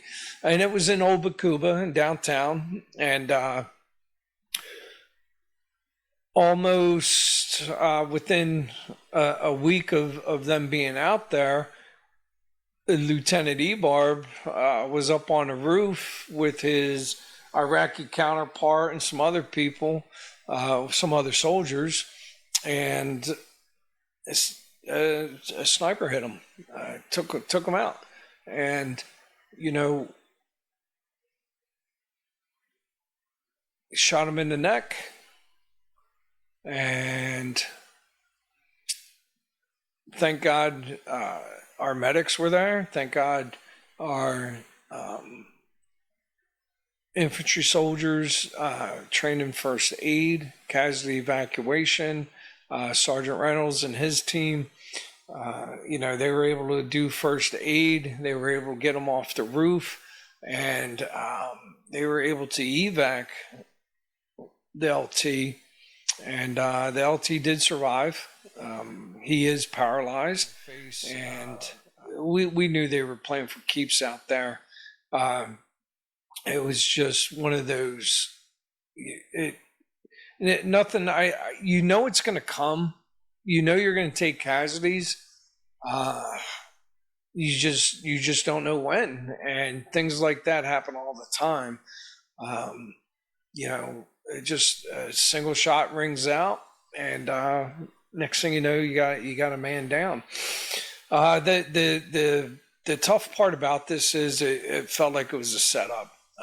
It felt like it was a setup from his Iraqi counterpart, and he was identified with a folder in his hand. The Iraqi counterpart had given him I think it was a red folder, and they were up there doing some force protection reviews, and when they got up to the roof, again, one shot, and it was the LT. It was one of those things that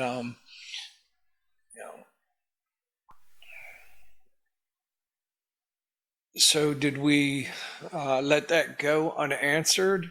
No. We absolutely started doing patrols. We started gathering intelligence. We started figuring out and going and looking and doing searches of various houses that were in the direction of the shot. And eventually we wound up doing a coordinated raid on multiple houses. We've never found a smoking gun. We never found somebody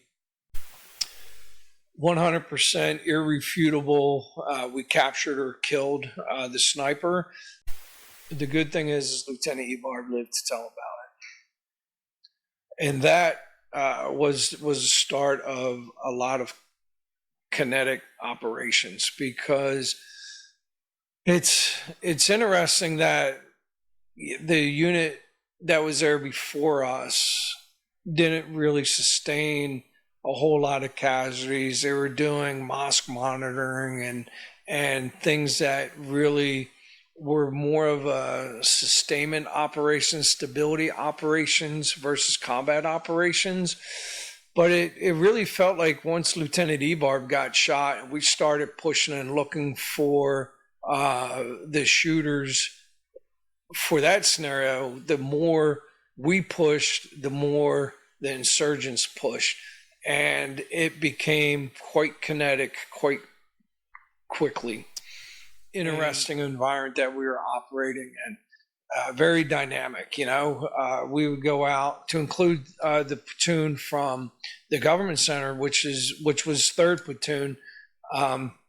They would go out and they would do operations in and around the area. And then we'd send another platoon out to do operations in and around the area. And we were just, the more operations we did, the more tension started to grow, and it just escalation after escalation after escalation. And there's one very significant point in time that sticks out in my thoughts is when we did we called it the political party raids.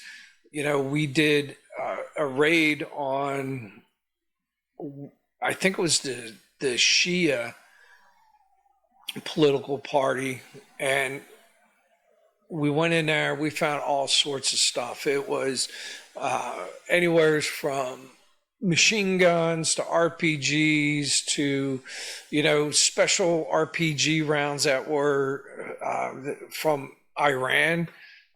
We found equipment used for torturing people. It was things that shouldn't have been at a political party headquarters, but nonetheless, here we are pulling all this weaponry. We detained everybody out of that building, and we brought them back to Fob Warhorse. We brought them back to Fob Warhorse to do processing. And basically, as we pulled all these dudes out of the Shia center, the plan was to go do the Sunni political party too. We didn't want to come off as if we were playing favorites. And essentially, when we pulled everybody out of the Shia political building, brought them back to Fob Warhorse, started processing all the detainees and all the different equipment that we had captured, the Shia building explodes. It detonates. It's pretty much leveled. And that was before we could get out to the Sunni. That's essentially what happened. And it gave the appearance that we were working with the Sunnis, right? Like, we went to the Shia office. We captured a bunch of people. We detained a bunch of people, pulled in a bunch of equipment, and next thing you know, the building gets blown up, right? And from that point on, I call that kicking over the hornet's nest, man, because it, like, all hell just broke loose after that. There was not a day that you could go out on patrol and not expect to be into a firefight.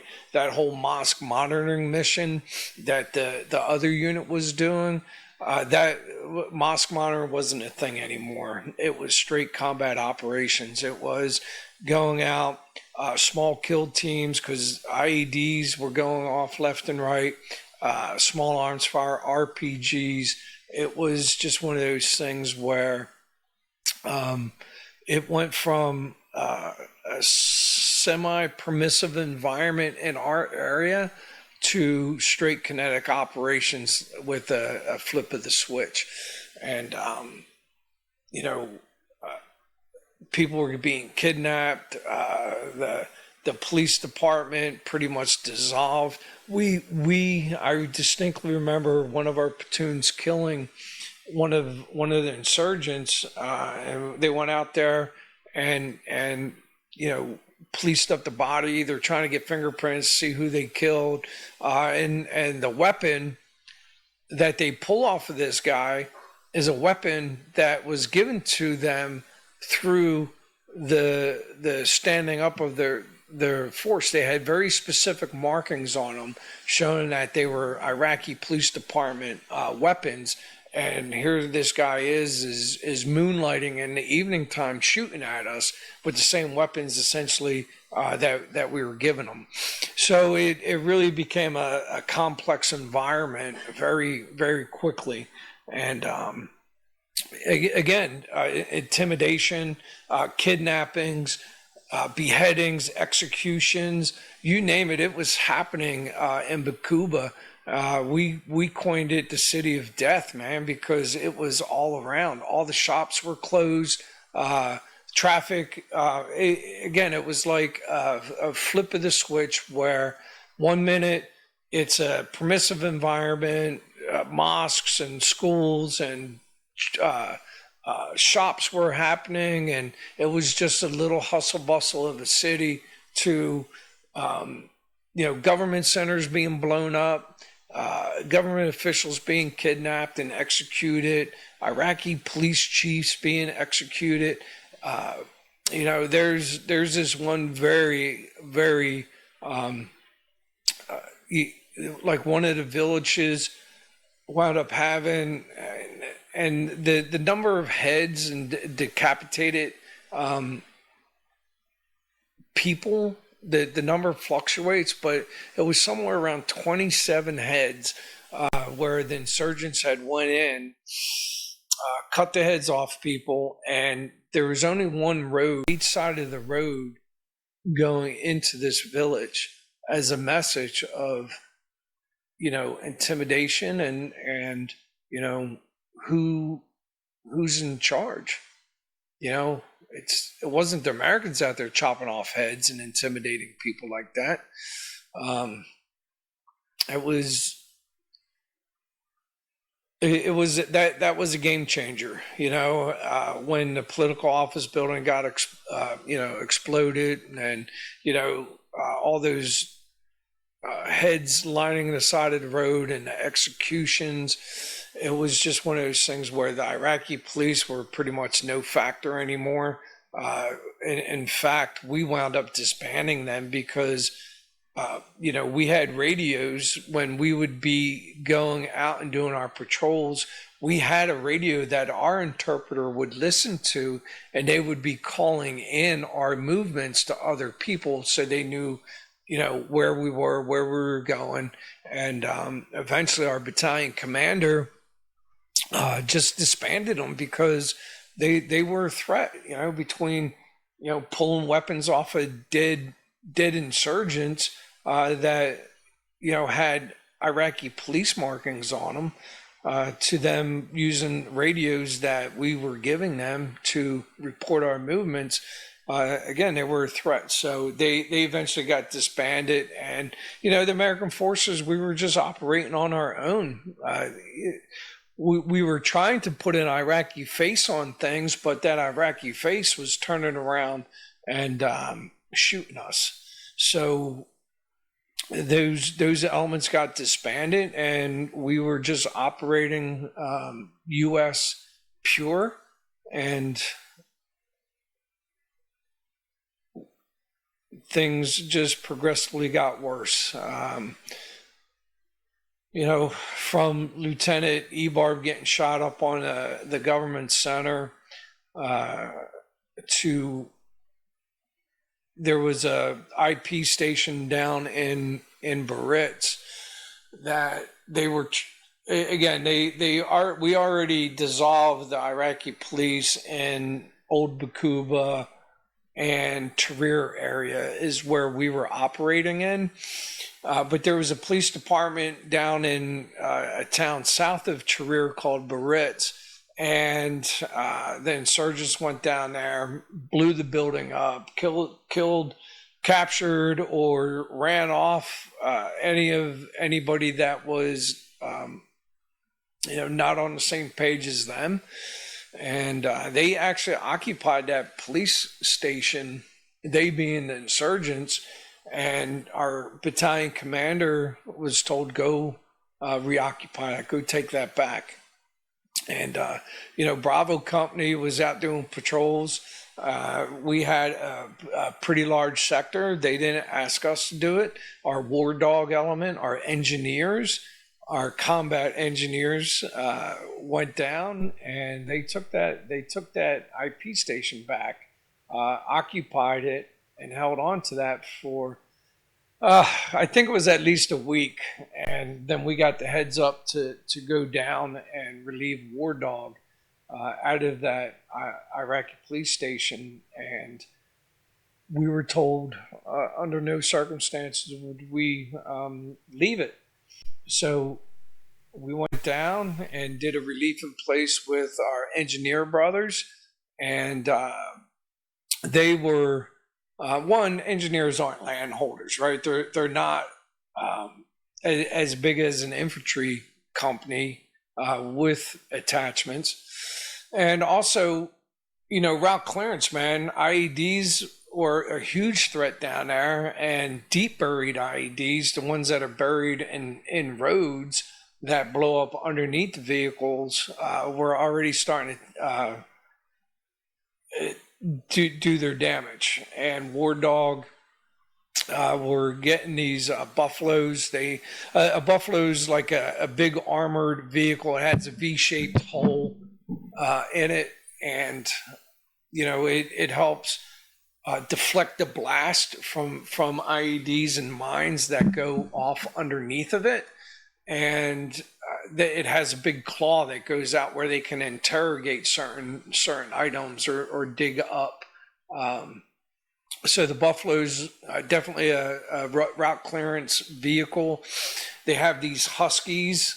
Looks kind of like a road grader, but it has radar underneath of it where it x-rays the ground, and it'll tell you whether there's objects underneath the surface. So in those vehicles as well, I don't want to say they're designed to be blown up, but at the same time, they're designed to take a pretty big hit and survive.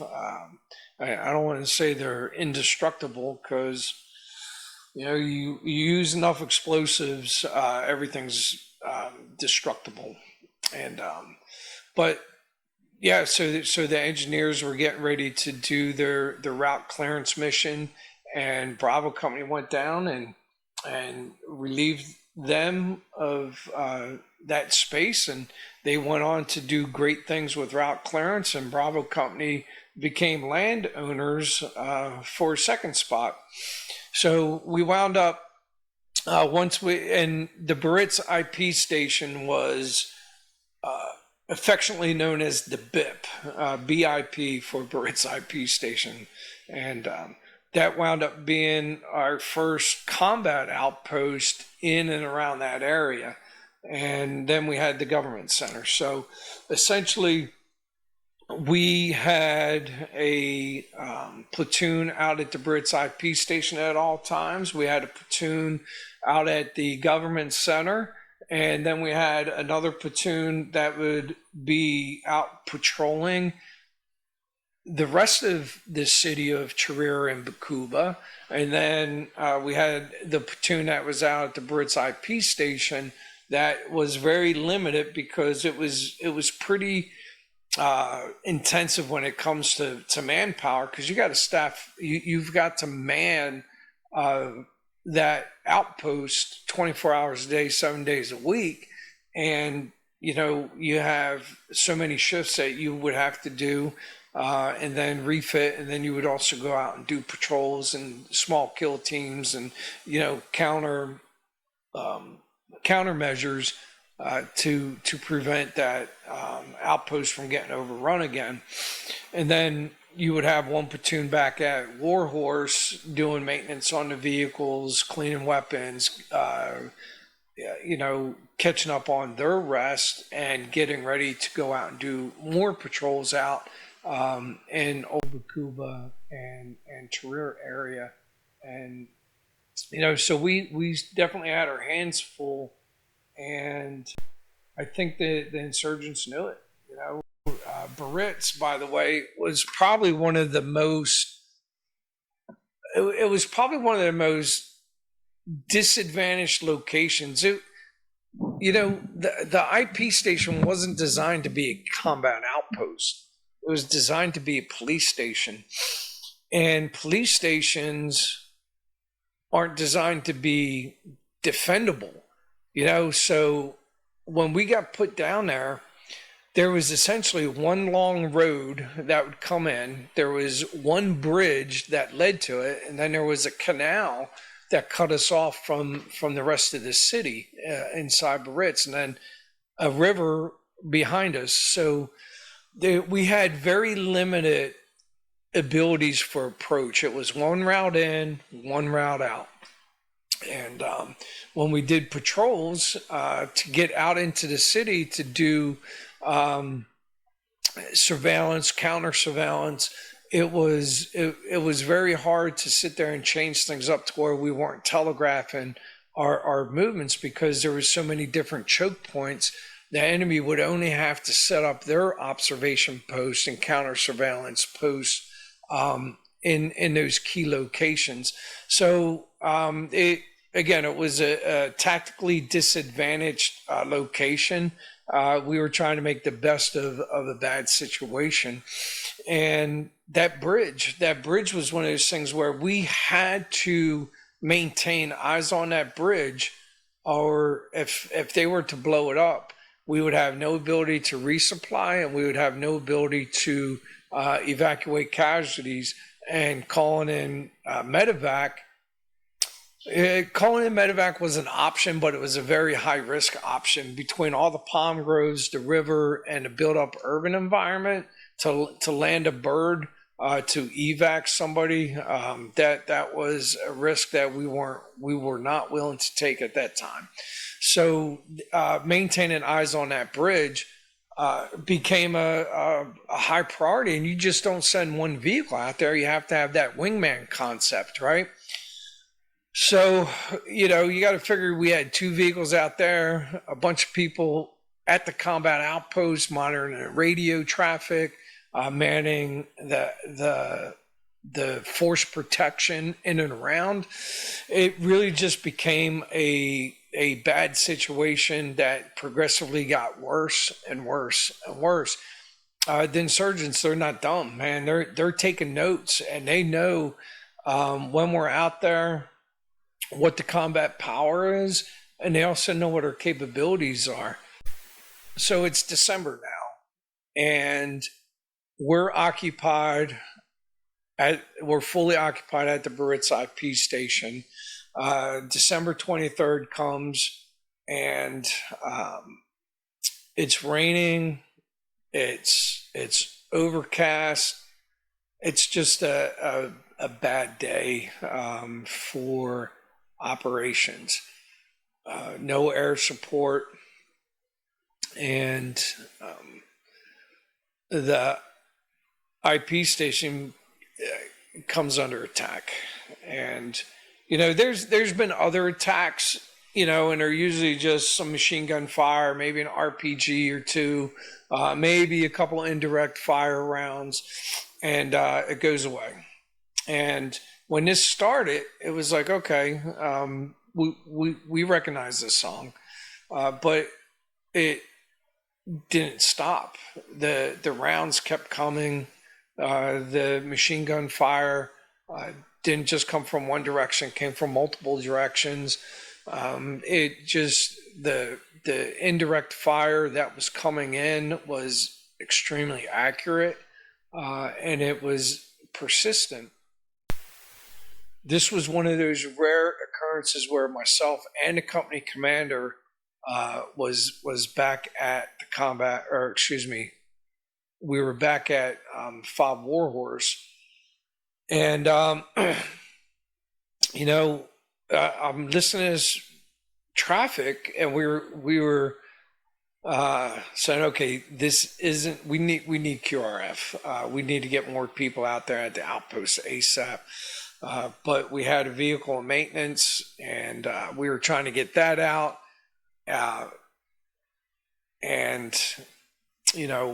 Nothing. When you have troops in contact and it's getting worse, and you're listening to radio, nothing that you do is going to be done quick enough. We're trying to get the vehicle out of maintenance, trying to get the platoon spun up, and it was just one of those things where the other platoon was out supporting operations in Baqubah and Sharir, and so we're trying to get people up and moving as quick as we can, and we finally got everyone, and company commanders out there briefing the platoon on what's going on, and I'm inside the Humvee, monitoring the radios, listening to what's going on. And the white platoon, Sergeant Malo, called and reported that they had sustained 1 killed in action, and I gave the battle roster number of the individual, and first sergeant and all the leaders. We carried laminated cards, whether it was in our pocket or someplace accessible, but everybody had battle roster numbers on their helmets and on their equipment, and all the leaders had a roster of battle roster numbers, because you don't want to sit there and call people's names over the radio for whatever reason. And I sat there, and and it doesn't really matter whose name it is. It's one of our guys, and we just lost one. But of course you got to figure it out, right? So you sit there and you slide your name, or slid my finger down the roster, and it turned out it was Specialist Barta from the White Platoon, the tank platoon. And that outpost took, I think the number's 77 indirect rounds, and then they just quit counting. And the outpost was maybe 200 meters by 150 meters, maybe 200 by 200 meters. But to take that many indirect rounds, that was a lot. To include automatic machine gun fire, AK fire, precision fire, RPGs. These guys were throwing it at us, and we couldn't call in for air support. It was overcast. Just the birds weren't flying that day. And the insurgents were absolutely 100% trying to overrun that outpost. And the tank platoon, the 3rd platoon and 2nd platoon were out there. Again, the tank platoon was supporting another operation in Tahrir, and we had 3rd platoon inside that outpost fighting their asses off. And the 240 Bravos, belt fed, 7.62. These guys are throwing it down, and they started going low on ammo. And low on ammo, code word for that's black. They started going black on ammo, and Lieutenant Duplechain, who was our FSO, was actually out there. He was the man in charge, man. He was the 2nd lieutenant in charge of the outpost. And they made the call, which is the right call, man. Hey, bring in the M1s, have them come into the outpost and download some of their ammo, so we can redistribute it amongst all the firing positions up there. And so they're bringing the tanks back one section at a time, and Sergeant Davis and his crew are backing up. So there's one door entrance into the fortified outpost, and they back that M1 tank right up to the door, so no dismounts have to come out and get exposed to this indirect fire. And Barta's on top. Sergeant Davis is down, ground guiding the tank back. Barta's up top talking to the driver, and freaking mortar round comes in and lands right on top of that tank, man, and kills him, kills Barta instantly.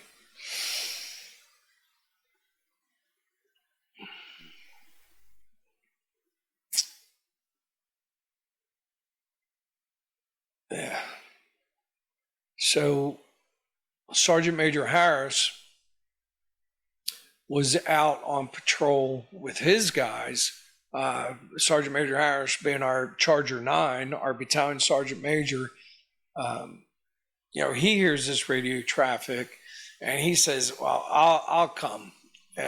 So as we're leaving Five Warhorse, Sergeant Major Harris's team comes in, and they get hit with RPGs, indirect, and IEDs, and small arms fire as they're moving towards the outpost, right? So not only are the insurgents trying to overrun our outpost, but they've also set up forces inside Tahrir to engage the QRF or anybody else that's coming in to support. These aren't a bunch of amateurs, man. These guys knew exactly what they wanted to do, which was overrun that outpost and cut anybody off that was trying to reinforce it.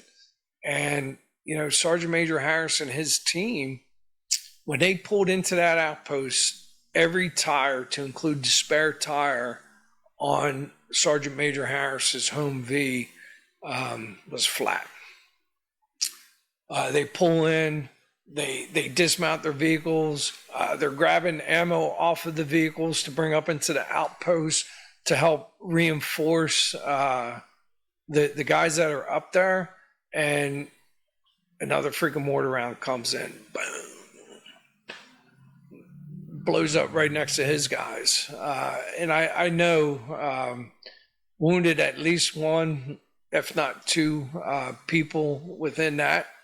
And so they get up in there.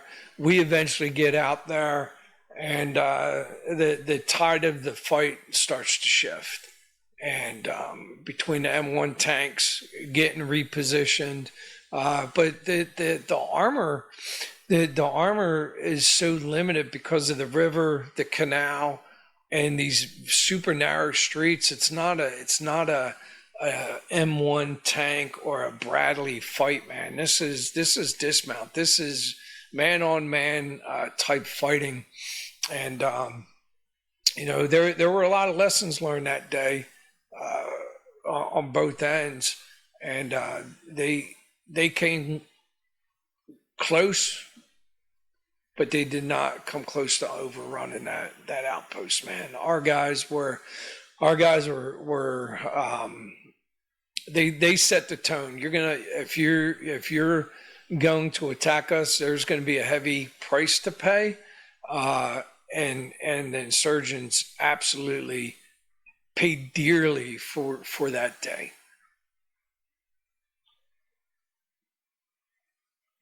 So the Baritz IP station became a major sore spot inside the insurgents' battle rhythm, because we were disrupting. It was very clear they did not want us there, and the more they pushed back, the more we pushed back. And you know, we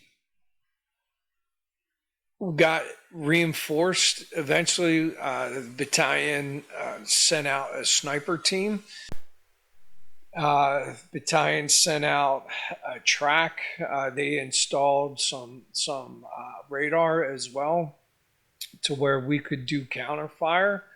We had a 120 millimeter mortar system set up out there. We had our own aid station. We dug in like a tick on the dog out there, man. It was just one of those things that you know, they if they wanted to think that they were going to overrun that place ever again, or even come up with a chance, it quickly vanished through what ensued after that first major attack. You know, us going out with the snipers, us going out with our small kill teams, the Bradleys doing patrols, doing air assault operations. We were pushing as hard as we could with what we had, but it became very clear that was a stronghold, and we could only do so much, because we could push, but we didn't have the ability to hold ground, because we had very limited personnel, right? We had, again, to man the outpost, man the infiltration route to the outpost, protect the bridge. We still had Tahrir and Baqubah that we were doing operations in. We eventually were able to give up the government center, but we did have the government center for a period of time as well. And then, oh, by the way, we got Bradleys that need to be maintained. The guys need to be pulled offline for rest and refit. And, it just became one of these things where every available resource that battalion had, they were giving it to us to help us succeed out there. We had the 112 battalion scouts assigned to us. We had the sniper section would rotate out between sections. That team would come out, and then we had our platoons as well that were doing operations. And, I think we did our best to maintain what we had, but, maintaining that's not what we do. We're supposed to close with and destroy that, not like own land and patrol 100, 200 or 300 meters in a vicinity. But at the same time, we could go do operations, but at what cost? We could go and push into town. We were going to lose Bradleys. We were going to lose people. And for what? We can't maintain it. So it was one of those things where the word tactical patience comes to mind. It's like, okay, we just have to be patient. We have to be patient for what? We don't know. Because the talk of the troop surge wasn't even a thing at that time. We just knew that we weren't going to give up that space, and we had to sustain the force until we figured out the next best thing. And, we were trying to get Iraqi army troops in there. We couldn't. We had the MIT teams. Sometimes the MIT teams would come in and help do some operations. But again, we could sit there and clear, but we had no ability to hold or build beyond that. So we would do these elaborate operations. It could be 2 or 3 day operations where we would push south. But eventually we would have to come back up and give up that terrain, and insurgents would just move right back in. So, the tactical patience really became a thing. And, as we're doing these operations, we're losing Bradleys, we're losing tanks, we're losing soldiers. We had Bradley get hit with an IED, blew the track off, completely disabled it. The crew worked hard on it all day long to recover this vehicle because it was blocking our exfiltration, our evac route. They worked hard. They got that vehicle recovered and pulled out. And nightfall comes. The crew that's been working all day had to go out and support, go into position for overwatch for one of the outposts. And, they pulled up along that canal, nighttime, all their hatches are shut. And the Bradley weighs about 34 tons, combat loaded. And a portion of the roadway gave, and that Bradley rolled over into the canal. And the OP saw it roll into the canal, called up over the radio and said, "Hey man, we just had a Bradley roll into the canal."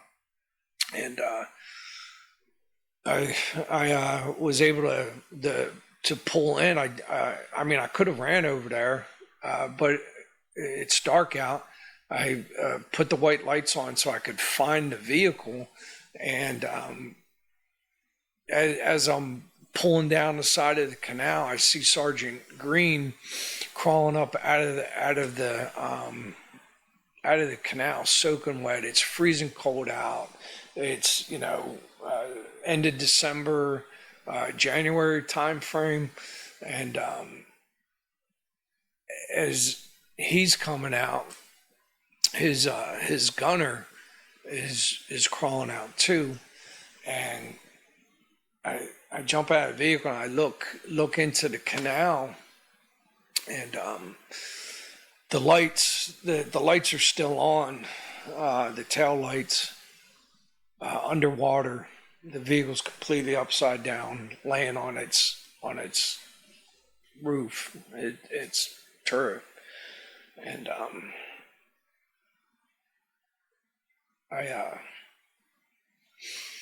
I jump in, and I think it was Barton that was in there with me, and he was trying to get to the driver, and he couldn't, and I'm sitting there trying to get to the driver, and this canal's got running water, right, and it's full. And it's rushing water. It's not gently moving water. This is rushing water. And it's going into the back of the Bradley. And everything that floats is getting pushed. So all the ammo cans, water jugs, MREs, whatever, everything's getting pushed into the driver's hole. And I tried a few times to go into it's a very small space, and you grab stuff and you throw it out, it just gets washed back in, and I couldn't get into they call it the hull hole, and there's something solid blocking it, and you try a few times and you can't, and I got back outside the vehicle, made it to shore, and by this time there was a couple other vehicles over there, and we're trying everything to uprate this Bradley, and the driver's trapped, and he's drowning.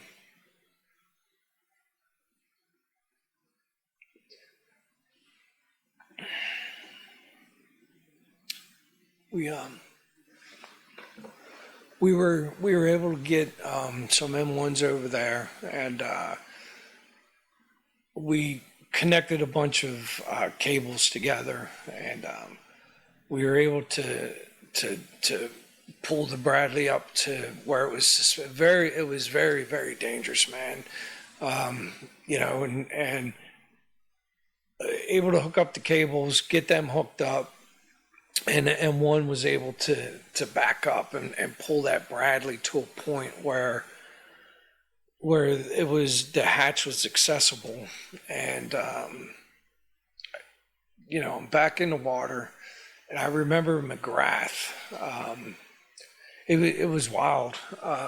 We're trying to get the hatch open and we can't, and Sergeant McGrath, we needed like a tanker's bar and we were eventually able to get the driver's hatch open and get Seeger out of it, and we were able to get him back up to shore, and there was other people on the shore that were able to hand Eric up to, and by that time I was absolutely exhausted, man.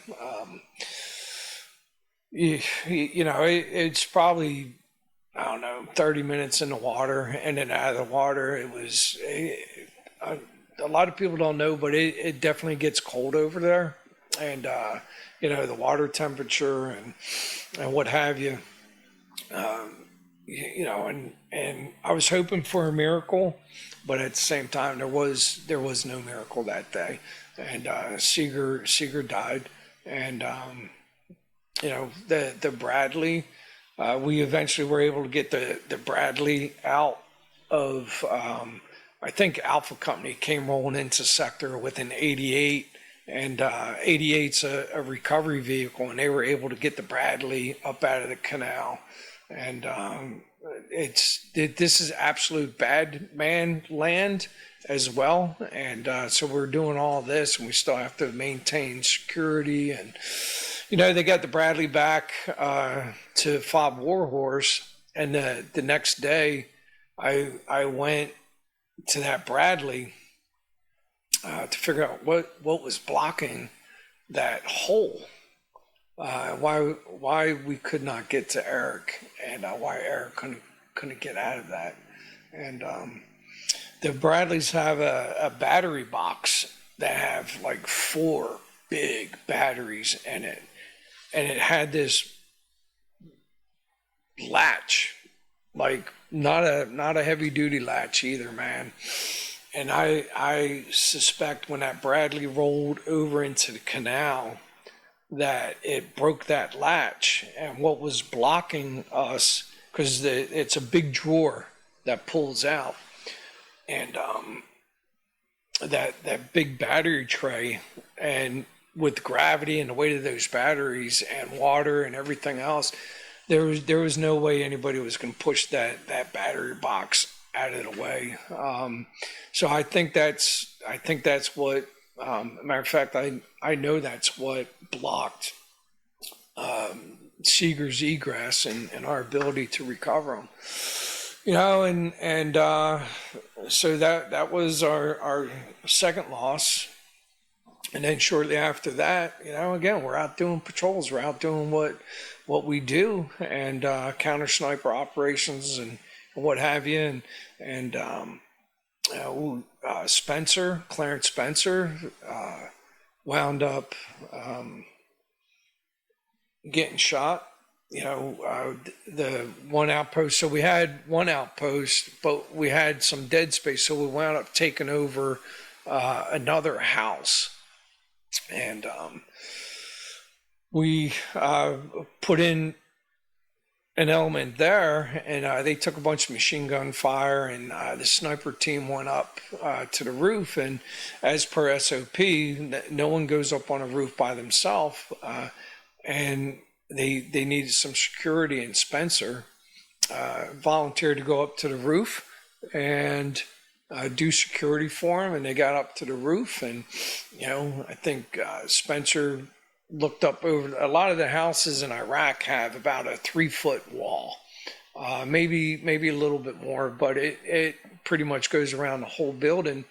And it's Spencer poked his head up over that wall to take a look and see where the enemy's at, and a sniper took him out, shot him right in the head. And I was not out there at the time. I was back at Warhorse when that went down. And, you're listening to this over the radio and you feel so helpless. And the platoon got him back in, I think from the time he got shot, it was under 15 minutes, man. Got him off the roof. Doc rode back with him, but he still had some vitals. But they tried to stabilize him there at Warhorse, and medevac came in, dust off, flew him out, and shortly after that, we got word that he died. He died of wounds. And, the hits just kept coming, man. And, we were taking some casualties, but we were really, really putting we were putting a hurt on the enemy too. Between our small kill teams, the sniper teams, and our company small kill teams were really doing some good work out there. But also air weapons teams. The air weapons team, Wolfpack, Apaches, they would come out on station, typically 2 at a time. And they too were absolutely doing the deal, man. Putting a hurt on the enemy, and they were our combat multiplier. We had a Green Beret team that we started working with as well in sector. And, we were leveraging everything that we had. Again, we had the scouts, we had the snipers, we had our own mortar team out there. We had counter mortar radar where, if the enemy wanted to send and shoot a mortar, this radar would pick it up, triangulate it, and give us a grid coordinates to where we could do a counterfire. So what that gave us the ability to do was, one, not give them an opportunity to drop 77 mortar rounds on us again, because if they got comfortable in a shooting location, they were going to die. Because the minute a round goes off, we have a grid coordinates to that point of origin before that round even hits. And our mortar teams, we're firing 120s, and our mortar teams are, they're accurate. And they know it. So we did not have another repeat of the December 23rd day. That's for sure. But, again, we were still very limited in the operations that we could do based on the people we had. Another very, very tragic event, there was a Iraqi army unit in southern Brits. And that Iraqi unit, we never had a relationship with them. They were too far south. We never went. I think we went down. I don't want to say we never, but our relationship was very limited. And I want to say when we first went into Barrett's, we went down there. But since then, it just became an environment that was not permissible. I know that sounds like a crazy word to say. You think the United States Army, we're the baddest dudes on the block, and we go where we want to go. And that just simply wasn't the case. That canal, again, there was very limited avenues with Humvees on foot or Bradleys that we could go down. And these roads were just littered with IEDs, man, littered with IEDs. And similar to when they overran or tried to overrun the IP station, they waited for a day that was overcast where the Wolfpack or air assets were going to be limited, and the insurgents mounted attack on the Iraqi army outpost in southern Brits. And the only reason why I know this is from the overhead surveillance, the drone footage that I was able to watch after the fact. But we were getting a play-by-play by the battalion and brigade, because this attack, it was coordinated. It was essentially the same thing. They opened up machine gun fire, RPGs, precision fire, followed up with indirect fire, and it was only within an hour, I think, the insurgents were in there and overran that outpost.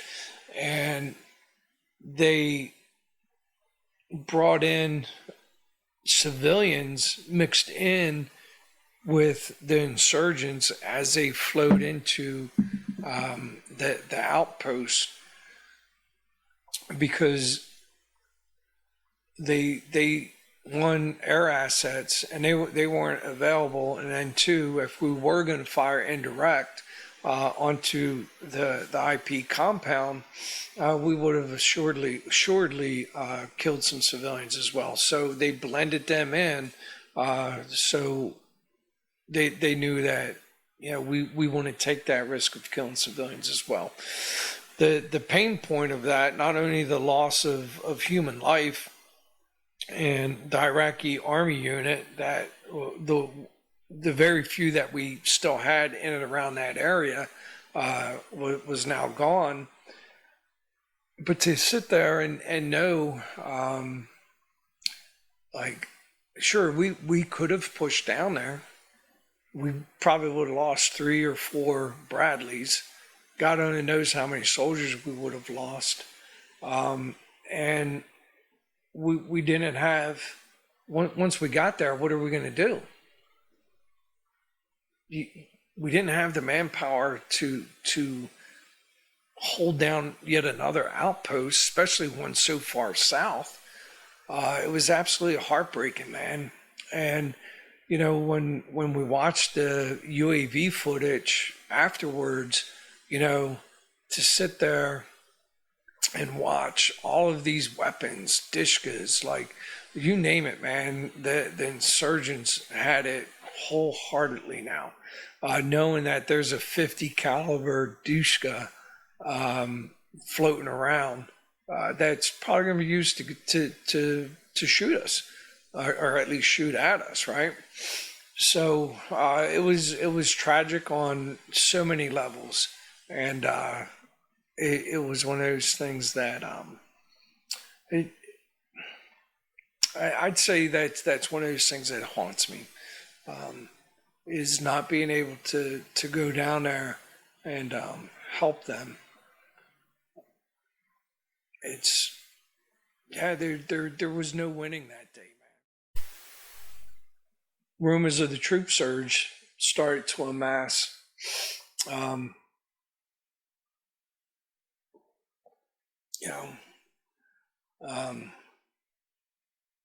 By this time, when people are killed, you're not able to immediately do a memorial service for them. Sometimes it takes days, sometimes it takes weeks to do it, depending on what the operations are. And Clarence Spencer, we were getting ready to do his memorial service, and we get the whole gym blocked off, and you take typically the morning to do the rehearsals, and afternoon you do the memorial service. And you want to make sure you're doing it right. This is paying tribute and respect to your fallen comrades. And we're down there rehearsing over and over and over again. And we decided to take a little bit of a break. And myself and the company commander outside the gym, just kind of making small talk. And the battalion commander, Colonel Goins, comes pulling up, and as he's walking over towards the gym, one of the battalion runners is running and basically intercepts Charger 6 before he gets to us, and he hands Charger 6 a note. And Charge 6 opens up the note, and me and the commander are sitting there kind of looking over like, okay, what's going on? And, Colonel Goins he's a big man, a pillar of a man. And I see him read that, and as he's reading it, I can tell something just ain't right. And Pete, sensing the same thing, he goes over to him and says, "Hey, man." And the colonel just hands him the note. Pete opens it up, and it's like somebody just took the wind out of Pete's sail. And I'm like, damn, whatever it is, certainly ain't good. And Pete walks over to me and just looks at me and says, when's it going to stop, man? And I open it up, and my brain's not processing what I'm reading. It's saying 3 missing in action, and I don't know, I think it was 4 or 5 wounded in action. I'm like, and this is our platoon, our second platoon that is attached to Delta Company, that this report's coming in. And it's like, how do you have 3 missing in action? And come to find out, it was a house explosion that, they got a tip that there was a HME factory, a homemade explosive factory, operating at this specific grid coordinates. And, being the hunters, they went out hunting, man. They did what were trained to do. They went out and attacked. They went out and cordoned off the area, set up their support by fire, dropped the dismounts. They got the Bradleys out there. They got their support by fire set in. The team goes into the building, and you're trained to clear, essentially one room at a time. You gain a foothold, and you systematically work your way through the house, clearing the corners, clearing the rooms, clearing the hallways, dropping people off in the hall, in the corners, as you go through. And the last door, the last room, it was booby trap, man. There was so much homemade explosive. There was so much explosives inside that building that it knocked the wall down, that the support by fire was in. And that killed Sergeant Shaw, Sergeant Ross, and PFC Camacho. And it also essentially wounded everybody else in that squad. It was a mess. We still had Spencer's memorial to do, and they're out there trying to recover the bodies. And that was a long memorial service for Spencer, because you're wanting to pay respects to Spence, but the whole time you're sitting there thinking about what the other guys are going through. And after the memorial service, we went over to the aid station where they were doing the CAS evac, and it was essentially the what was left of the platoon was there, and that was a tough day. That evening they had recovered the bodies, and we do this thing called a hero's flight out of there, and it only happens at nighttime, and it only happens at night, and it's where you pay your final respects, and you load up your brother or sister in arms And they fly off.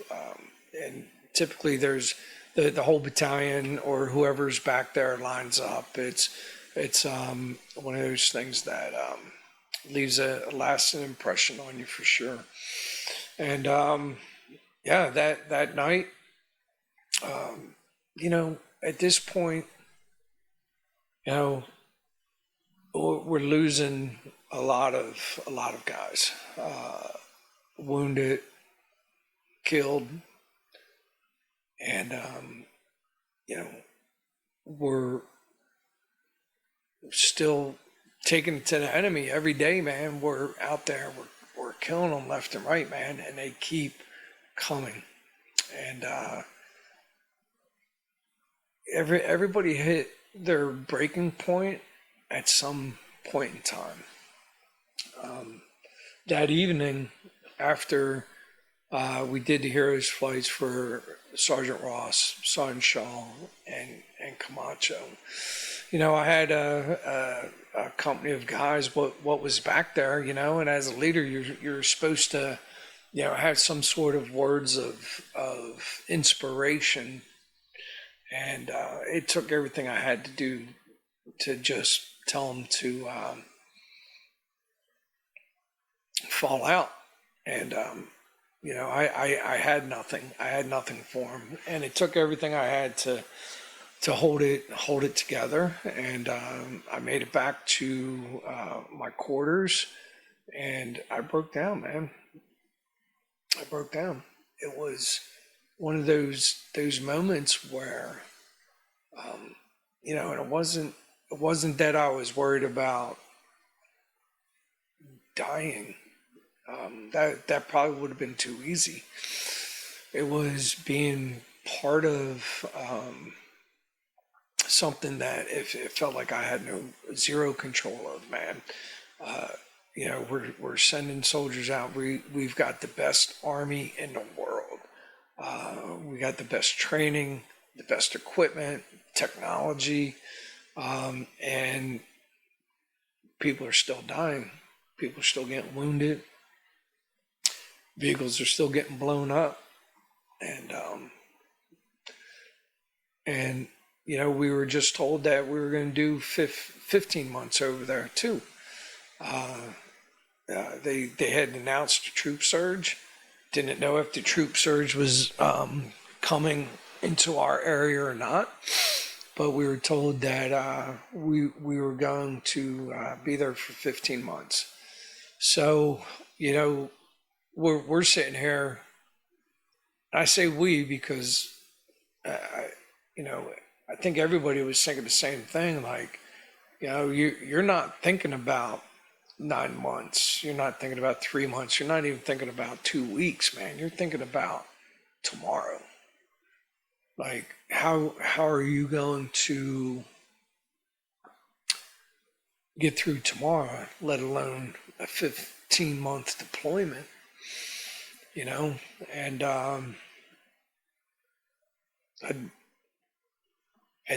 at that point, it was one of those things where I was ready to just say, fuck it, man. And right before I made that resolute, I'm done, let somebody else deal with this mess, I can't explain it, but I do know that it was a divine moment in time where I heard a voice. I heard a very loud, distinct voice sit there and say, hey, man, you're here because God wants you here. He's only going to give you what you can handle.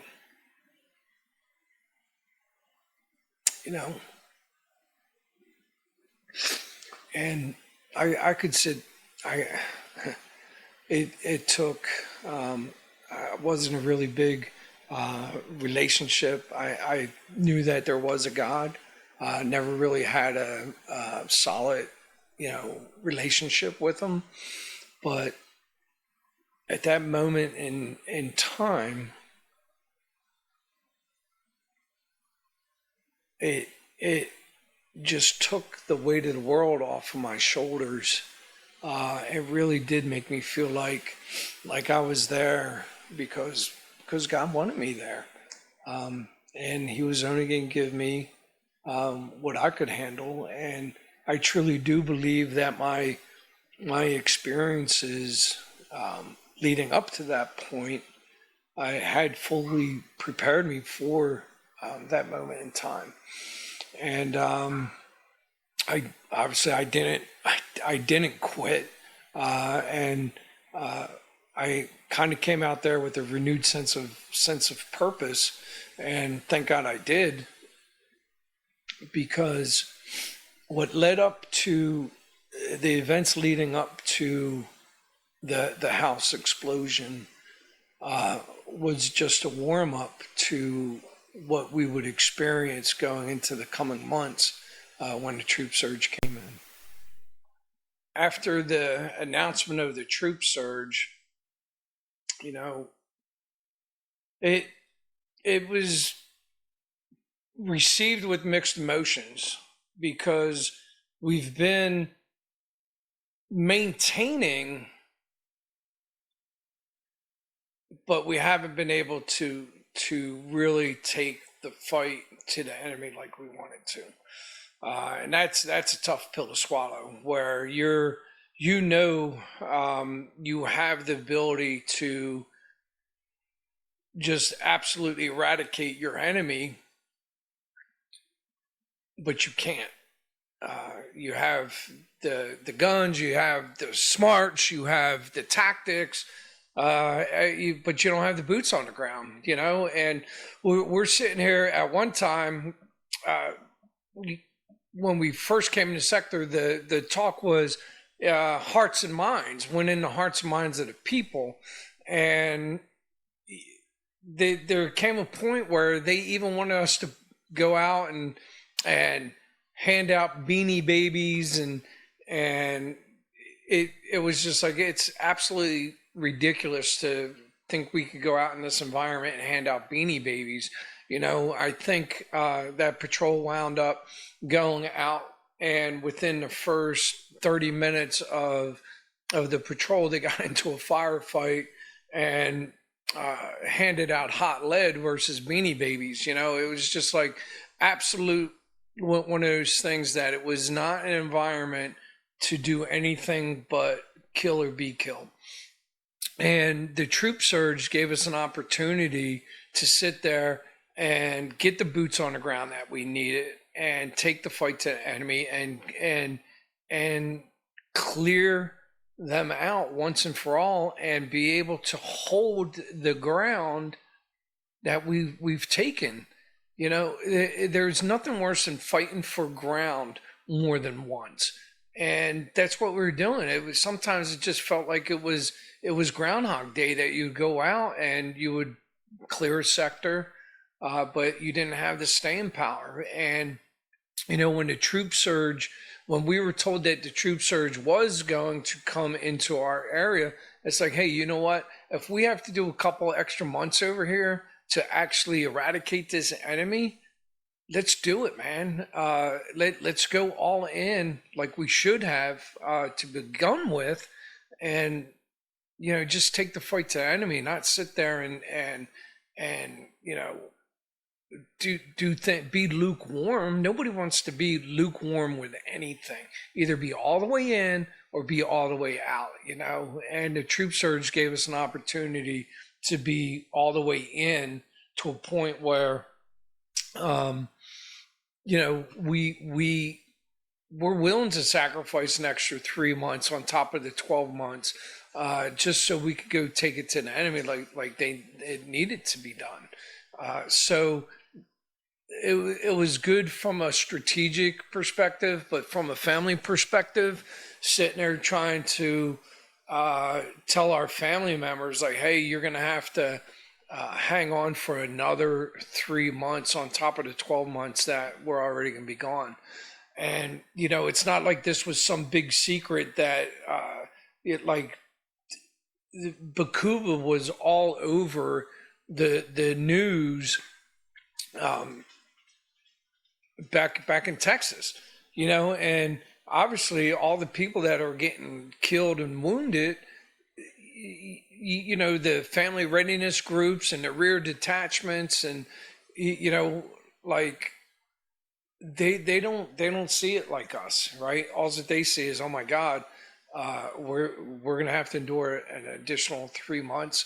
So that was certainly a leadership challenge when you look at it from public relations aspect and talking to the families.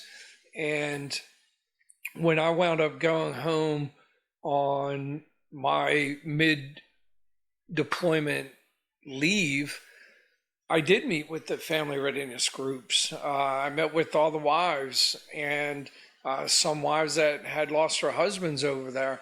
And being able to sit there face to face, being that I came from the war zone. I wasn't somebody from Rear D. I wasn't somebody that didn't have skin in the game. The disadvantage that I did have was I did not know these wives pre-deployment. I took the company over in Kuwait. I never been a part of the family readiness group. So the first time I'm meeting these wives was a pretty tough meeting, but nonetheless it was a necessary meeting to sit there and really just tell them exactly like, hey, this is your husband, or our time is now, and we're gonna have the tools to be successful. We just need another 3 months, and it's gonna take everyone to give a little bit more. And I would like to think that made a difference. And will I ever really know it did? Probably not. But that's my story. I'm sticking to it. So the FRG part, definitely a hard public relations piece when it came to additional 3 months. But again, we all seen what the outcome could be, and we were ready, man. We were ready for the troop surge. What we weren't ready for was more enemy in our sector than what we had previously, because what wound up happening is the troop surge went into Ramadi, troop surge went into Baghdad areas, and it did a lot of goodness. There was the awakening, and here it is. It's happening. This awakening thing that we're all hearing about is working, because now that we have enough troops on the ground, like nobody wanted to support the Americans if we were just a fly by night, even though we had been over there for years now. It's, when I say fly by night, it's like you would go into an area, you would do operations, and you would leave. And it's like, no, now we have enough troops to sit there and stay and fight and nest with the community. And that was the confidence that they needed. And it was being a case in point in Ramadi. But what we weren't prepared for is a lot of those insurgents, unfortunately, didn't just get killed in Ramadi and Baghdad area. A lot of the insurgents, it just seemed like we're coming up into our area. So there was a point in time before the troop surge came up where things went from pretty bad, definitely a target-rich environment, to a noticeable difference in fighters, a noticeable difference in the amount of fighters, and killing insurgents wholesale was a thing. It was just one of these, where are they all coming from? And that was the only logical explanation, is, they were basically flowing from Baghdad up into Baqubah, and flowing from Ramadi and Fallujah area up into Baqubah. because the way I see it is that was their exfil route out of the country. And a lot of people seem to think that Baqubah, I mean, Zakawi called Baqubah the capital of the new Islamic State. He called the caliphate to be there. I think this was really potentially their Alamo. And it was, to the best of my knowledge, in around the Diyala province was the last big fight before the troop surge was declared successful. So what we wound up dealing with, though, was hundreds of insurgents. Pause.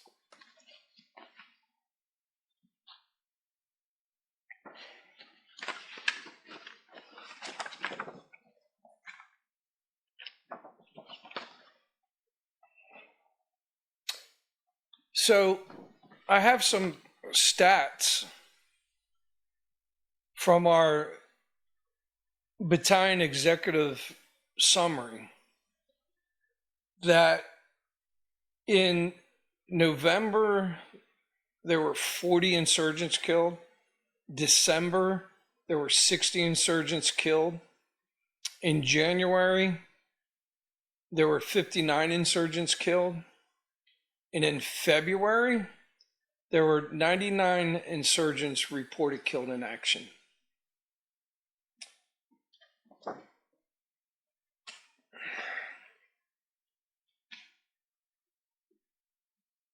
When the troop surge eventually made it up into our area, it was a sight for sore eyes, man. You know, we were so relieved to see those strikers come in. And it was the 520, 5th Battalion, 20th Infantry Regiment, 2nd Infantry Division out of Fort Lewis, Alpha Company, which was Attack Company, and Bravo Company, which was Battle Company. They came into sector. And there was a Bronco troop as well that came into sector, and they came in and they experienced fighting like they had not experienced anywhere else in Iraq. The casualties, the viciousness of, and the level and intensity of these attacks, they certainly were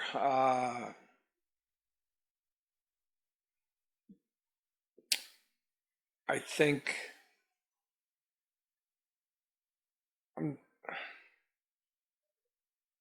when they rolled into sector, the enemy was ready and willing and able, and they let it be known. They got 520's attention really quick. They got their attention real quick, man. And these guys told me, they shared with me, they said, hey man, you know, when we were coming up in here, we didn't know what we were getting into, but of course, you know, you sit there and your mind thinks about worst case scenario, and actually our minds could not have fathomed what you guys have been dealing with up in this area.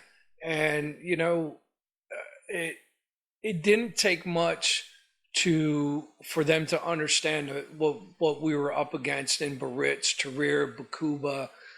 You know, you walk into our combat outpost and you got pictures of soldier after soldier after soldier after soldier who has been killed for this piece of terrain. It kind of gets your attention real quick. You walk into our battalion headquarters and you see pictures of all of our fallen soldiers, or you walk by that wall near our brigade headquarters with all those soldiers during that deployment that have been killed thus far. It's a humbling experience and it certainly gets your attention quick. And the between that and again, just the tenacity of the enemy and the sizes of the IEDs that were just ripping strikers apart, the direct fire engagements. That was just an everyday thing. But again, it was one of those things that, you know what, now that they're here and we're here, 520 was originally attached to 112. And then what happened from there is we being Bravo Company 112, wound up getting the scout platoon from 520. We wound up getting our mortar platoon from 520. And we actually had a platoon from the 82nd and a platoon from the 25th. So at one point, the company strength swelled to over 250 people. It was one of those things where we were finally able to take the fight to the enemy and eliminate them. And it was just one of those things that it was not easy. The enemy stayed, the enemy fought. And like I said, leading up to the troop surge, the house explosion, the loss of Sergeant Ross, Sergeant Shaw, and Camacho, that was it was bad, but the following months, it just took things to a whole new level. And closing with and destroying the enemy comes at a cost, and we were paying it, but so was the enemy. To kill 99 insurgents in 1 month, and at the end of the day, the average monthly total for insurgents killed was 39.8. But in February, it was the high again at 99. In March, there were 25 insurgents killed. April, 43. May, 0. And in June, 84. That's 84 enemy killed in action by 1 battalion. 84 enemy killed in action. July, there was 2. August, there was 26. For a total of 438 enemy killed in action.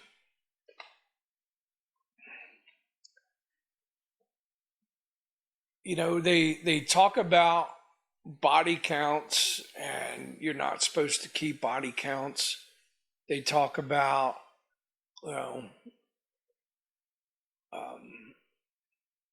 you don't judge victory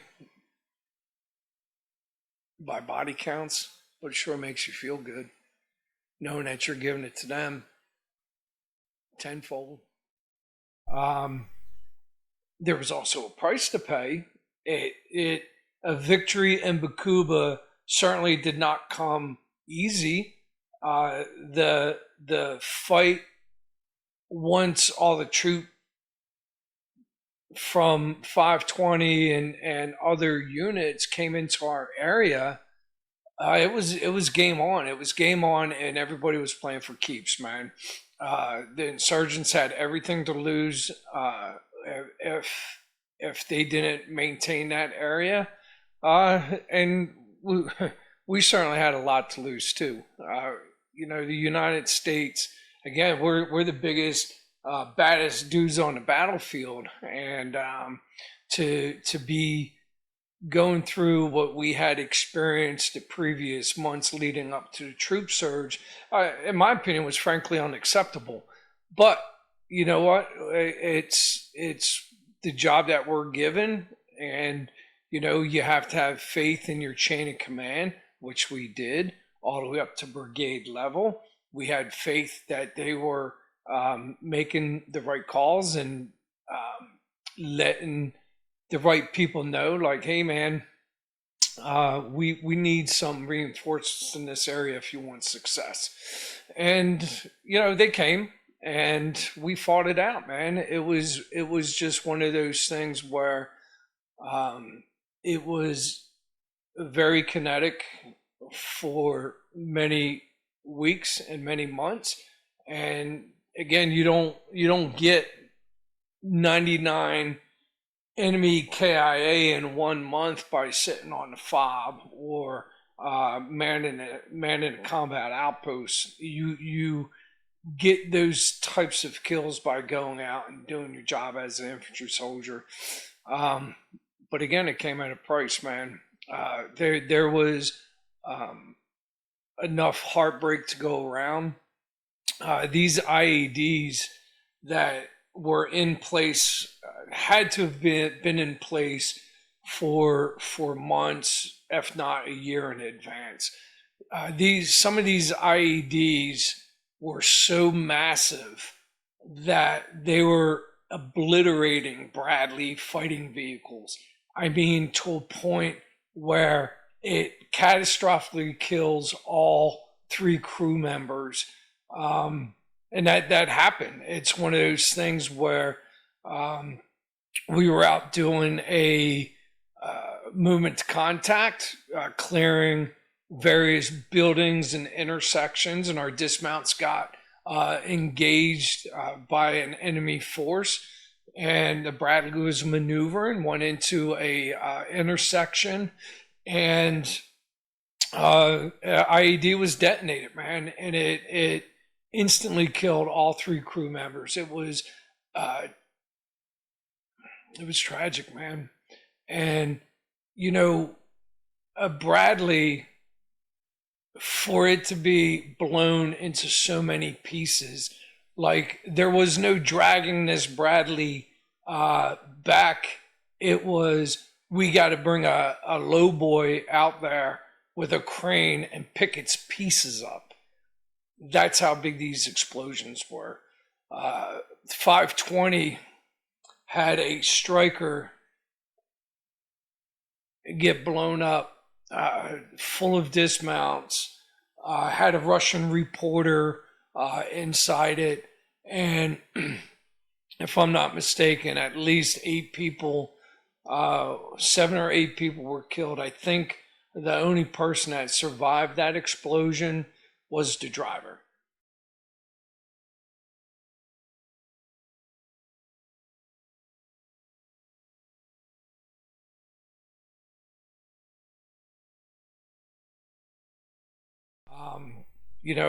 And it wasn't just IEDs, man. These are firefights.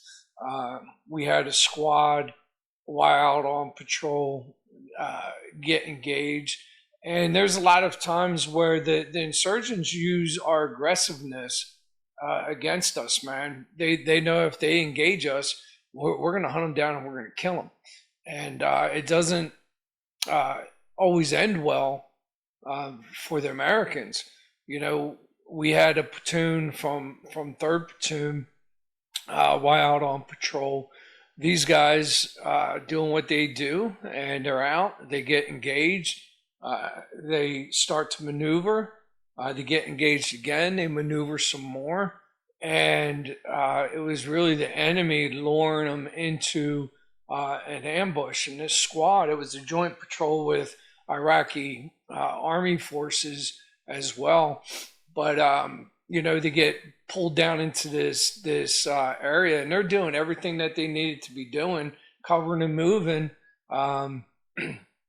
And they get into this section, and somebody at street level opens up on them. And then from both sides of the street from high ground, insurgents got plunging fire onto them as well. So they used an insurgent in front to engage initially, drew their attention down there, and then they opened up from the high ground from various buildings on that street, and it had the guys on an X, man. It was their kill zone, and everybody in that platoon wound up getting shot except one guy, and that's Doc Wynn wound up getting killed, and the Iraqis, they did not perform at that time, and we wound up having one of the 520 platoons that was attached to our company. They were QRF. They were only minutes away from the outpost when this happened. I mean, when I say minutes, I'm talking 10, 15-minute foot patrol out. And, they were able to get out there. The platoon, the squad that got ambushed, to their credit, they did everything that they needed to do, called in their grid, tried to suppress the enemy. The enemy broke contact. They maintained a defense. They were treating casualties, but it was not a good day. And Doc Wynn, God bless him, man. He took around and was killed right there on the street. Crowley, I think Sergeant Crowley was shot 6 times. He was the one that was in the intersection, or the lead, and again, a lot of people took rounds that day, and one person out of that whole squad was came out of that unscathed, at least physically. And PL took one to the chest, and just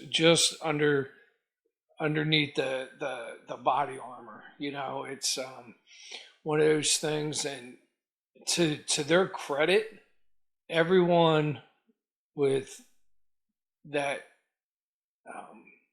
with the exception of Doc Wynn, Crowley, and the PL, everyone was back out on patrol a day, 2 days later. That takes some balls, man, to get out there and go through what these guys did. And it wasn't, one day. It wasn't. This was every day. These guys were out there getting after it, man, and it's the spirit of the American soldier, man. They don't want to leave their battle buddies. They don't want to leave a job undone. And we were so close to victory, man. When that went down, we were very close to victory, and they knew it. The insurgents knew it too. We eventually wound up having Arrowhead Ripper, Operation Arrowhead Ripper, where the rest of 3rd Brigade came back into sector. That was probably the biggest operation that we could that we did, and that was a huge operation, flooded the area, and again the clear hold build strategy. At the end of the day, when the troop surge had come in, we wound up having 16 outposts in and around Baqubah versus the initial 2 over in Old Baqubah and Trier that Bravo Company was responsible for, and then Alpha Company, Apache Company, 112. They were on the west side of the river, and they also had 2 different outposts initially. And again, 16. It shows exactly just how many forces it really took to secure that area.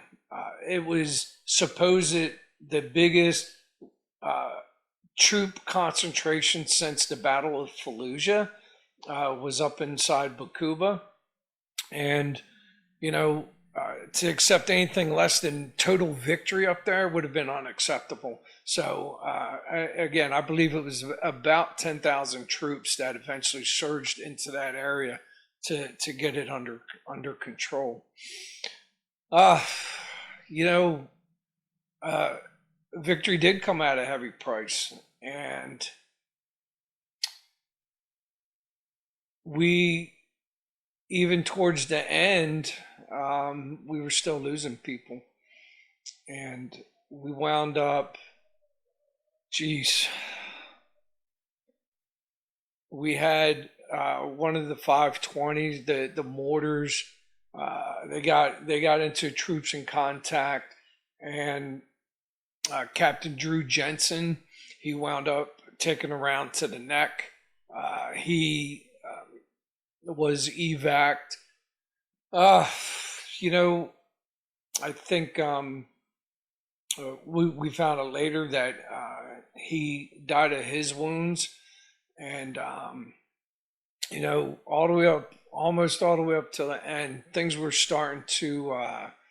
The tide was really starting to change, and the environment was becoming more permissible. It was still very dangerous, but it was becoming a little bit more permissible when it came to just doing operations. And the people that did remain, which wasn't a lot, the people that did remain within Baqubah, they started talking to us, and they started pointing out IEDs and telling us where the insurgents were. And it's, but the big turning point was once they realized that we weren't going anywhere.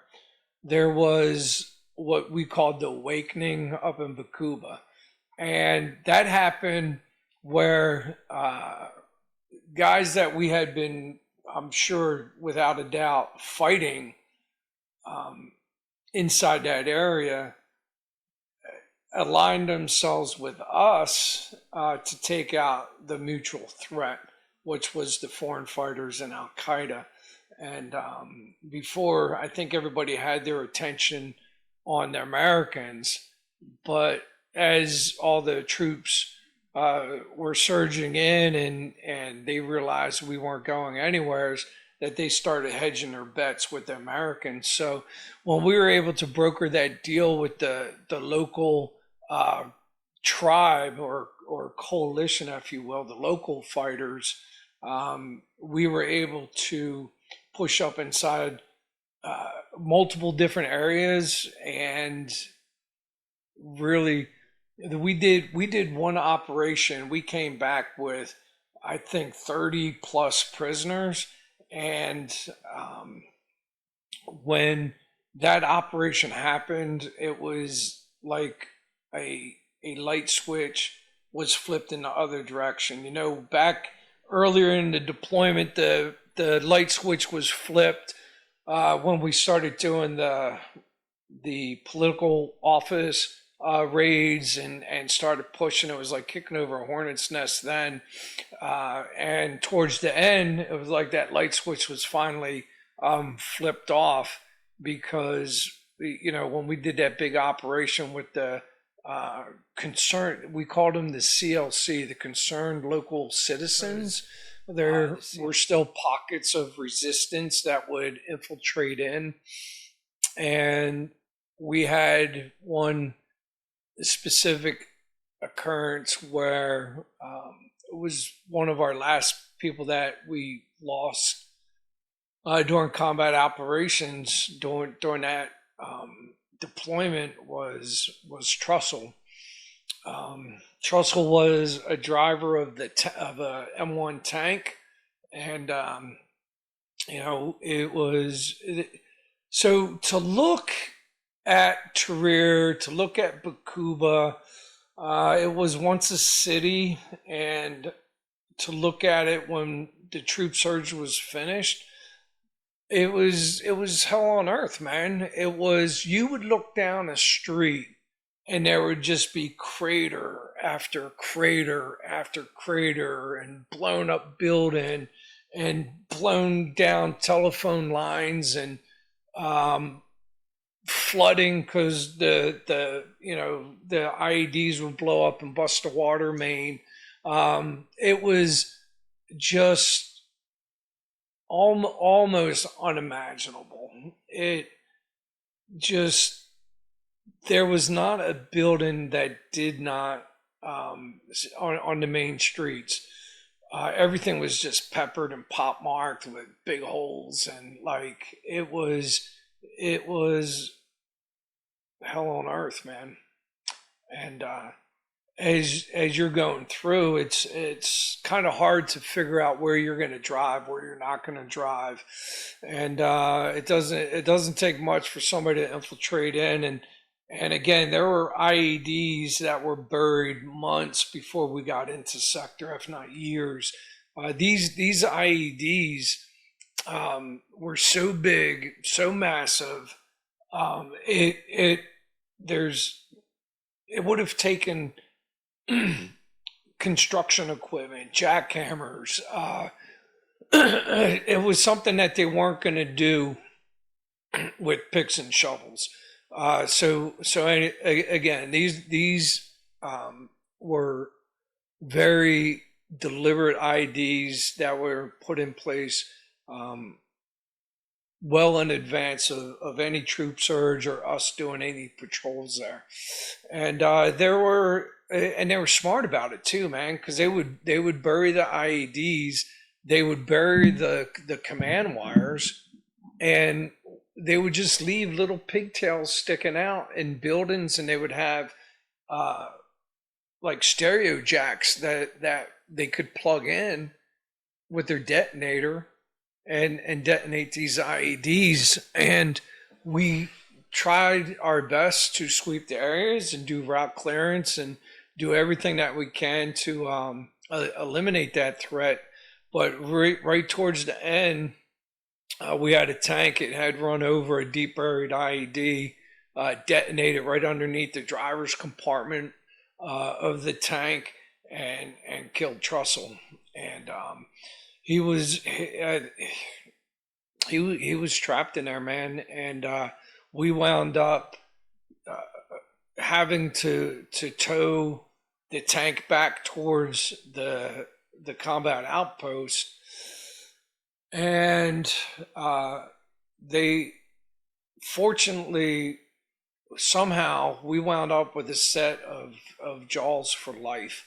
I think somebody from 520 had them. One of the striker guys had the jaws of life. And I think a local fire department donated the jaws of life to the Army.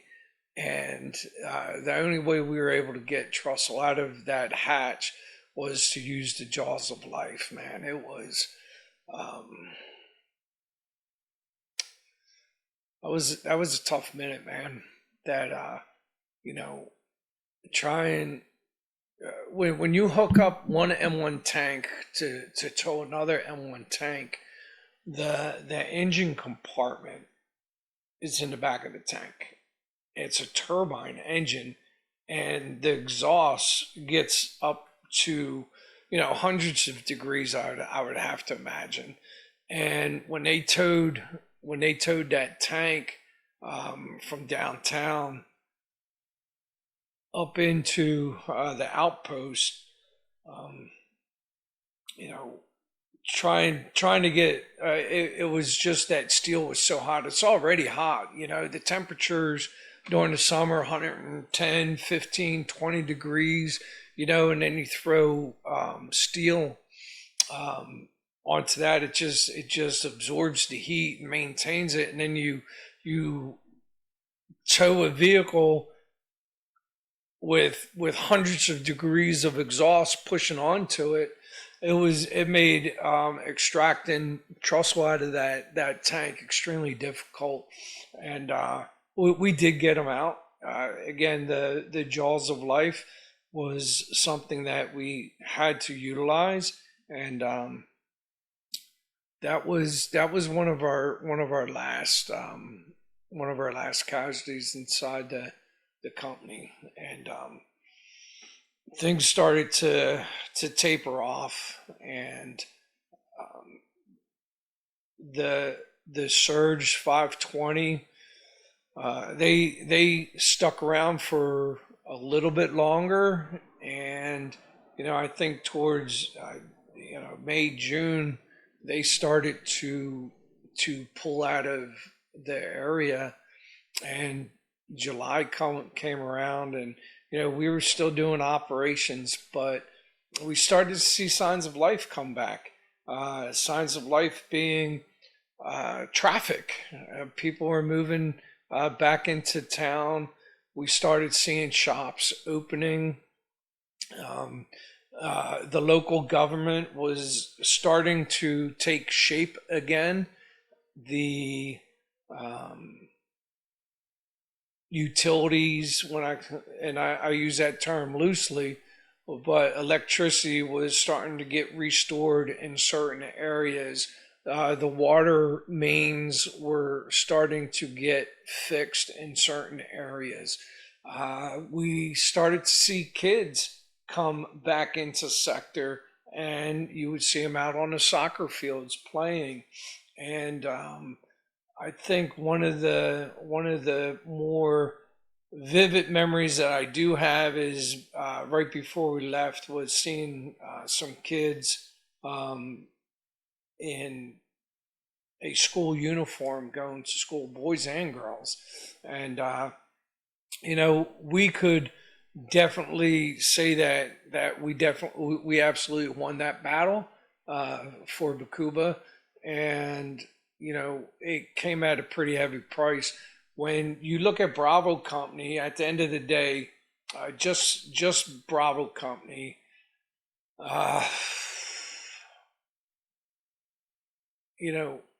we lost 17 Bradleys. Infantry companies issued 14 Bradleys, and we lost 17. We went over there with state-of-the-art, the best equipment that the United States could give us. They were M2A3 multi-acquisition laser range finders, beautiful thermal sights. Everything was amazing. And when we left out of there, we had quite a few M2 basics. And M2 basics was what I used back in 1991 and 92 to go through Bradley net training. It was one of those things that, we had one Bradley from Fort Hood that made it through the whole entire deployment. So that means that some people were given a Bradley, it was blown up. They were given another Bradley, and that too was blown up. We wound up having 32 wounded in action, and with our attachments and our platoon that was detached to dealer, we wound up having 14 killed in action from our company. And when it came to original people, I want to say the company had 110 men that deployed from Fort Hood, and only 55 of the original 110, so a 50% turnover rate in the company. The company commander, Pete Chapman, he wound up, I think, about 4 or 5 months into the fight, wound up being sent to somewhere in Baghdad, and I'm not sure exactly where he went off to. It wasn't his. It definitely wasn't on his own free will. But the Army has this way of making sure their leaders, their company commanders get experience leading in combat. It's absolutely essential that they do this. And Mark Austin, who I originally deployed from Fort Hood with, wound up coming to Bravo Company, being my company commander. And I was absolutely blessed to have Pete Chapman as my company commander. I was 100% blessed to have Captain Mark Austin as my company commander, and the relationships that we've built, the experiences that we've shared, are certainly one of a kind, and great leaders, great men, and I was just absolutely blessed to have them. Uh, they were the right people at the right time for a pretty hard mission. The leaders, not everybody that rotated out were combat, casualties with regard to bullet wounds. Man, we've had people that were, and I hate to say the word stress casualty because everybody's under stress, man. But like I said, everybody hit their breaking point at one time or another over there. You can't. The human body's not designed to be around that much death and destruction and process everything. It's not normal. It's absolutely not normal. So, I have no doubt that everyone over there had a moment like I had. It's what they do after that moment. Do they dig deep and find that inner strength to figure out why God put them in that position? And some people don't dig deep, man, and not everybody's built the same, and everybody was over there doing the best that they could, and I don't hold it against anybody that for whatever reason did what they could do as long as they could do it, and then they took a break. uh, there's nothing wrong with that, man. Again, we're over there doing some pretty uh, inhumane stuff that the human body, the human mind, isn't designed to always do. So um, it is what it is, and if you put the uniform on, you went over there and you kitted up and you went out into the streets and you did your job. Good on you, man. Uh, no hard feelings, man, whatsoever. Uh, our Iraqi partners over there was some absolute studs, some very brave people that were fighting for their country, and they had that vision, and it was an absolute honor to serve with them. And it's uh, they got a long road to travel though. But the one thing that I do know is they know what the cost of freedom is. And from my understanding, when ISIS emerged uh, several years ago, Baqubah was one of those areas where ISIS tried but was not successful.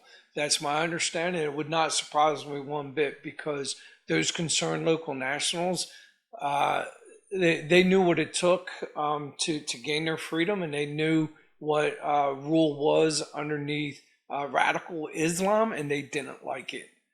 So, you know,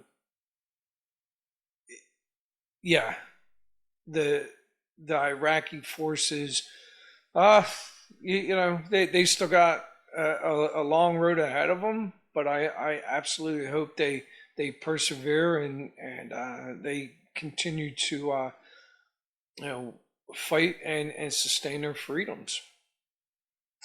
Back home on the home front, reintegration back into garrison environment. I was Once I got back to Fort Hood, I was remained a company first sergeant for about 2 months, and then I wound up coming down on orders to go to University of Central Florida um, in Orlando to be the senior military instructor for an ROTC unit. And at the time I got there in June of 2008, it became very clear that when they commissioned, they were going to get a platoon and they were going to deploy to either Iraq or Afghanistan, and they were going to be leading troops into combat. And it they were future leaders, man. And I didn't know it at the time, but they helped me just as much as I helped them, because here I am, freshly removed from a pretty tough combat deployment, and I'm teaching them how to be soldiers and leaders, but at the same time, they're teaching me how to be a civilian, and I think that worked out pretty good. I didn't realize it at the time, but hindsight being 2020, that's exactly what they did, and it was probably, if I could have scripted my departure out of the military after 21 years, that far exceeded what my mind could have conjured up. So having that opportunity to take all of that relevant knowledge and experience that I gained, especially those last 15 months over in Iraq, and to be able to help them become the leaders that their soldiers needed them to be, was an absolute blessing. The PTSD, 100%, man. I tried the pills. I tried, the sleeping. I tried self-medicating, alcohol, and more alcohol, and probably some more alcohol. And it did not work for me. I was going down a pretty bad path, and my life is much better without getting drunk and self-medicating. Going to counseling classes. I've done counseling. I don't do it all the time. I have a great relationship with Jesus Christ, and he helps me through a lot. My family, having a supportive wife, helps me a lot. Having a supportive family absolutely helps me a lot. But you have to take advantage of a lot of the different resources that are available and figure out what works for you. And but I can tell you what doesn't work. What doesn't work is drugs and alcohol. That only exacerbates the issues. I think it might give you some maybe temporary relief, but it's never getting to that core issue. There's places like I'll be a huge advocate for the Mighty Oaks Foundation. I just went out to a 5-day retreat a couple weeks ago. It was phenomenal. It was biblically based, spiritually based, biblically rooted, 5-day long men's Bible study, which was phenomenal. It was very very well delivered, and I saw some lives being changed there. So if you get a chance, check out the Mighty Oaks Foundation and sharing your story, man. Keeping things bottled up inside doesn't help. Find a confidant to sit there and just talk about it, man. And so the 22 a day. I know people they're fighting demons, man, and you have to find out and get reinforcing fires, man. Don't fight alone. You won't go into combat alone, and there's a spiritual battle out there, man. So my personal recommendation is have a relationship with God. My second recommendation is go to counseling. Find other veterans. Find a new mission. And it's just one of those things where you have to find that purpose to get up every single day. If you don't have a purpose, if your purpose is to get up and drink or smoke some weed every day, you're much more valuable to society than doing that. And get plugged into the VA and exercise those systems out there. To the leaders and the politicians, the future leaders, take your job serious, man. Take your job serious, and never stop learning. Never stop empowering your subordinates. Never stop being humble. And keep that ego in check, and you're going to go a long way. For the politicians, war should absolutely 100% be the last course of action. And if you are going to commit America's treasure, their sons and daughters, to war, you have to have a clear plan, a clear goal, a clear exit strategy, and you have to give them the tools. You have to give them the tools to succeed. You can't be lukewarm. You can't be half in. You have to be all in. It is total victory, period. They deserve better. Give them better.